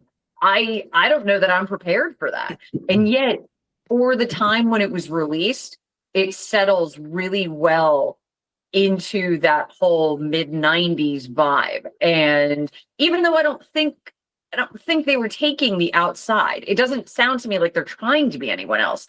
Like I said earlier about this album, that Love After Death just felt like it was an interesting evolution, but I also thought it was very organic evolution. I don't think it was, hey, we're trying to answer to what's I don't think they were trying to play catch up in any way. I think this was because this is a band that has taken chances musically. We saw it on those first 2 albums. And I think that New Generation is just it's a big step forward. It's really big, but it's not out of place. Nope. Kate, your thoughts? Yeah, listen, I'm glad it made the list because it was almost on my list and I let Crazy edge it out. I had Crazy lower wherever I had it, 12, 13. I love it. I think it was a great opener. I think it was a great album opener. I absolutely love it. I mean, there's so much on Love After Death. I mean, I just wrote down a few, really honorable mentions from this album. Conversation is a great song. Feeling Nothing. I mean, that's got one of my favorite. I told you earlier that, the girl in the thin green dress. Oh God. He's got another one on Feeling Nothing when he says, that's when I see my man, sweet Jesus. I mean, that's a great line. You know, that's in Feeling Nothing. And then what's the other one that I jotted down? There's another one that's a killer song from that album. That didn't make any of our list. I don't see it. I'm a fan of The Hell I Gave. That's a really Oh, good me one. too. Oh, yeah. Maybe Yeah. that was it. Yeah. So Yeah. good. Again, good. now, and again, for The ballad, a 1-2 the ballad, punch, the last one, 1,000 Goodbyes. 1,000 Goodbyes. That's a killer ballad. It is. That's a beautiful song. Now, again, this is where, as a 1-2 punch, New Generation into my favorite 9, probably, I mean, it definitely is my second favorite in Joe Lesté's catalog. Because, again, my favorite 9 also made my list, obviously lower, just as the others to make mine. But going to number 1, obviously, all 3 of our songs have been mentioned before. Caton mentioned Carson and mine. And I believe we both mentioned Caton's. I'll let Carson go first because I think we ended with her on the last one. Okay. Well, I have the question written. Is this the greatest song ever? 1 a.m. Lead off, Beautiful Creatures, self-titled. Is there anything better than that opening riff that hits you over the head? And now, like, Hyde and I have had these side, because, like, we'll get on car rides and we just talk to each other. Welcome to the Jungle's pretty solid. It is. However, I still think this is. You may have heard of it. It's a good song. It's all right. It's all right. No, I mean, again, Appetite is amazing, and we all know that, and that's not up for dispute. What I will say is, this is my Desert Island album. This is pound for pound, top to bottom, and to be the top, to be the greatest song on the greatest album, it is without question 1 a.m. And that's where I go to. Is this the greatest song I've ever heard in my life? I can make a case for it. I sure as hell can. I mean, Loneliness is just a frame of mind, even lyrically, because here's the problem with it. It's so good lyrically and so good musically that it's almost unfair to everything else that's ever been written in the history of time. I see you, Beethoven. I don't care. I don't. That's fine. The Beatles, cute. Y'all had a moment. I don't want to disparage the Stones. When Beethoven hears this, he's going to be really. But no, it's like, it's just, for me, this song, it is. I don't know that I've ever heard its equal. And we can all have discussions about, like, what your favorite song of all time is. And we all have stuff that maybe from when you were a kid, you always said it was your favorite, and maybe things evolve. But really, if you put me down and said, I need you to actually pick your favorite song, there is no way this is not in the serious consideration, the serious conversation. The guitar in the chorus is amazing. You know, your tongue, it cuts like razors, and your promises are lies. Holy crap. It's, oh my God. It's fighting back at the idea of loneliness and the idea of whoever this is, whatever she did. It's again, it's the attitude, it's the armor that you have pumped me up. And it's so spectacular. I run out of words for how great this song is. Biting on my lip, got me bleeding, got me screaming Your name. Again, just visually, you could everything is there. Like you're picturing this, and yet it's not necessarily a story song by any means. But like you say, your tongue, it cuts like razors. We feel that. We're there. It's so good. It's well written. Musically, it kills. Like you said about that riff, back when we were on the radio in Nashville, we used to have to talk over music beds. And this was one of my music beds. This riff just playing over and over.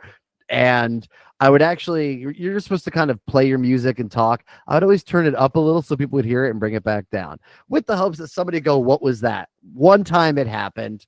I don't think they did anything with it, but I'll take the one time, with hoping that I turn someone onto this legendary song, to those of us who know it. You know, also, again, can we go back to the guitar in the chorus? Like it, yes.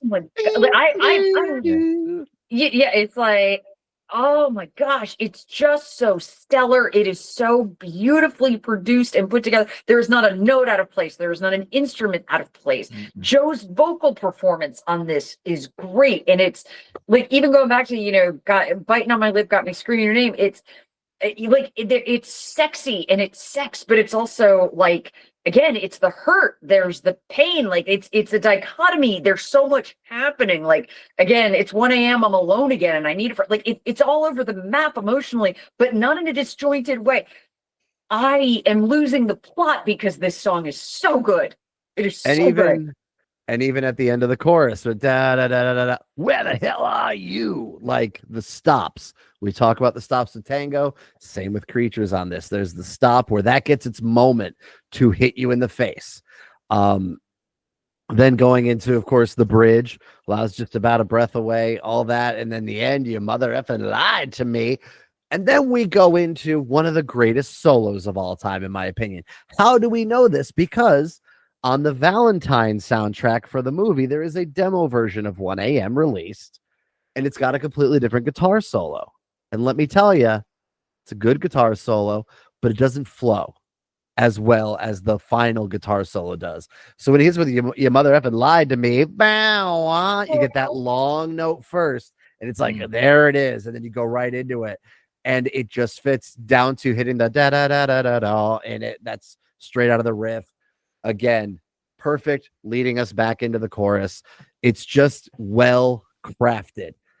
And that's all there is to say. Caton's already said his piece, but do you have anything to add about 1 a.m., Caton? No, I had it wherever I had it 12, I think. I knew that it would be a shocker. Clearly, you could tell from Carson's reaction earlier. Three and a half hours ago now.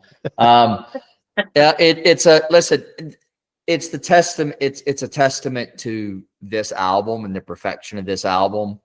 Everything you just said about 1 a.m. and 10 minutes ago, what I said when I said 100% Wish is one of my favorite songs of all time, period. Any genre, anything, Wish is one of my, and so 2 songs off this same album, you just said, is this my favorite album of all time? Is this the best song ever written? You could make an argument, and I just said, Wish is clear. And, think about the number of times a week you run around, oh man, that's one of my favorites. Oh man, that's a top 10.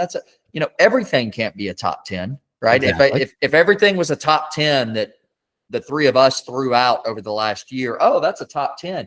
We've probably thrown out 50 things that we've said, oh, that's a top 10 casually. Yes. What I'm saying is, when the rubber hits the road, right, and you really have to choose, we're not being casual and saying, for me, what I said about Wish, for you, what you said about 1 a.m. And I agree. I agree with everything you said about 1 a.m. It's like, I sit there and listen to you and I'm playing it over in my mind. And it's like, man, what are you doing having this at number 12, Caton? Like, come on, man. Pick Here's a different podcast. I mean, what? I'm going to tell you. And I can say this definitively. Yes, I could be hyperbolic. Is this the greatest song ever written? Ha ha ha.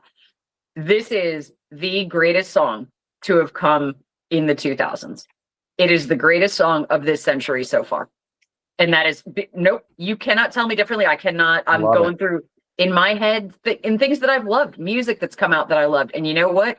No, maybe it's going to be hard for me to stack this up against something off Appetite or something from Def Leppard or I don't know, something from Barry Manilow. But I can tell you definitively, this is the greatest song I have heard in 25 years. This is it. Straight up. Well, and that would actually be something fun that if we ever, when we do enough of these, we almost create a bracket of our number ones, band against band. Because again, just because someone's your favorite band doesn't mean your favorite song of theirs is your favorite song. It's a cool thing. It's, like you said, when the rubber hits the road, what are? And like, I would never have thought like certain ones that I have on this list didn't make the list.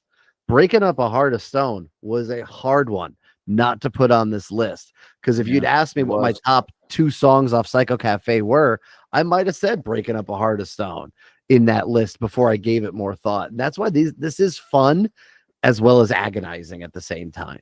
Honestly, your number 1, Caton, on a different day could easily be a top 5 for me.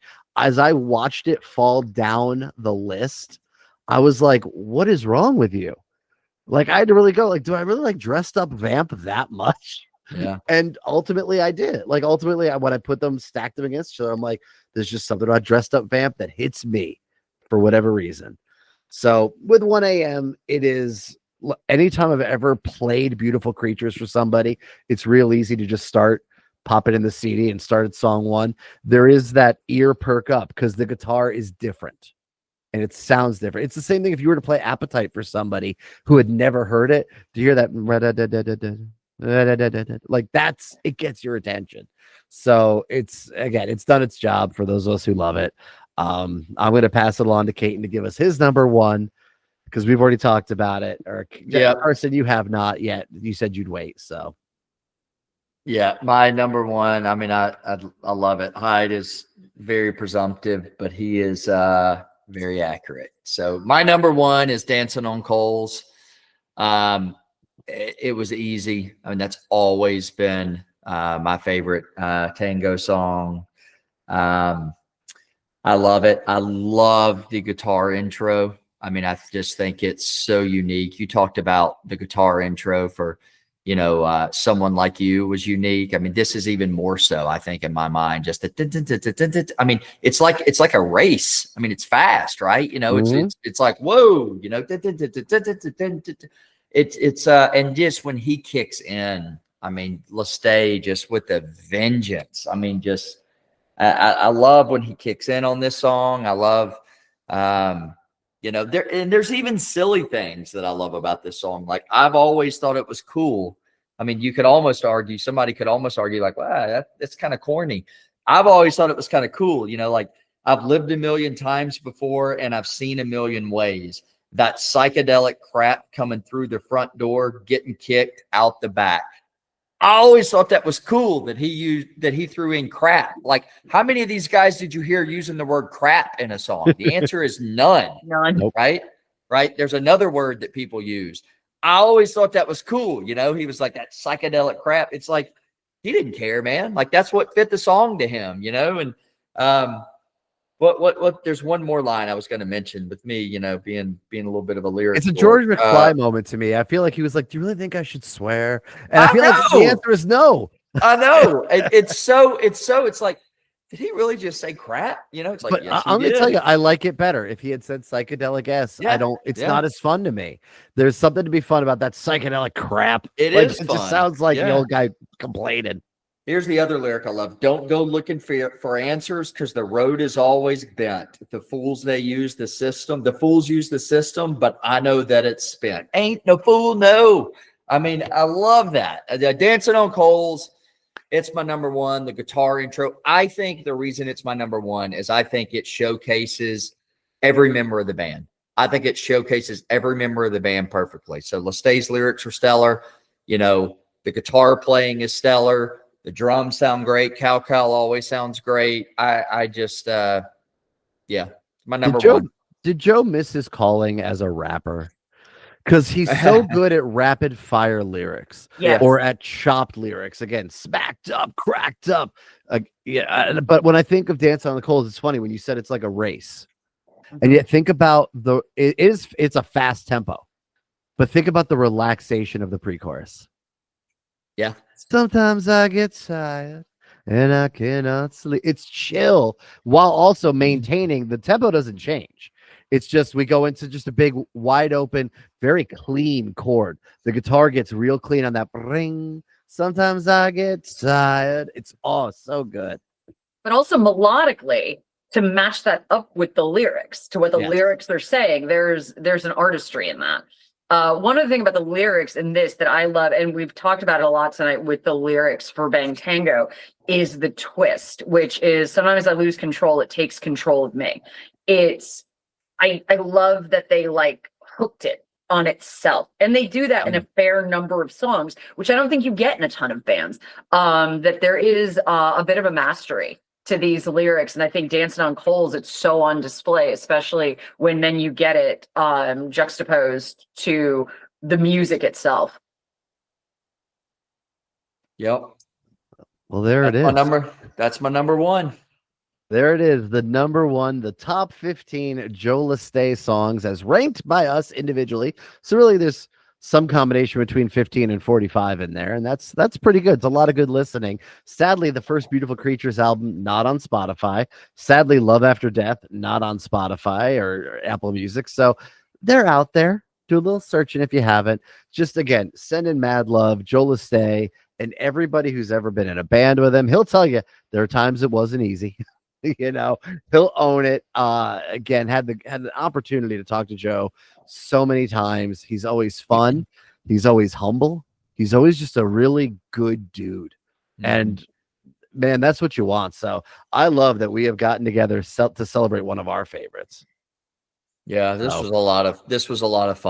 This was a lot of fun. And yeah, this was an easy one for me to prepare for because it was so much fun, you know. But I kind of like your approach, Carson. I'm going to try that. I haven't done where I've kind of, you know, listened to these kind of sequentially, you know, like a, you know, debut to sophomore to, I mean, I kind of haven't taken that approach, and I kind of like that. I may try that for the next run through that we do. Till next time, TNT. Awesome.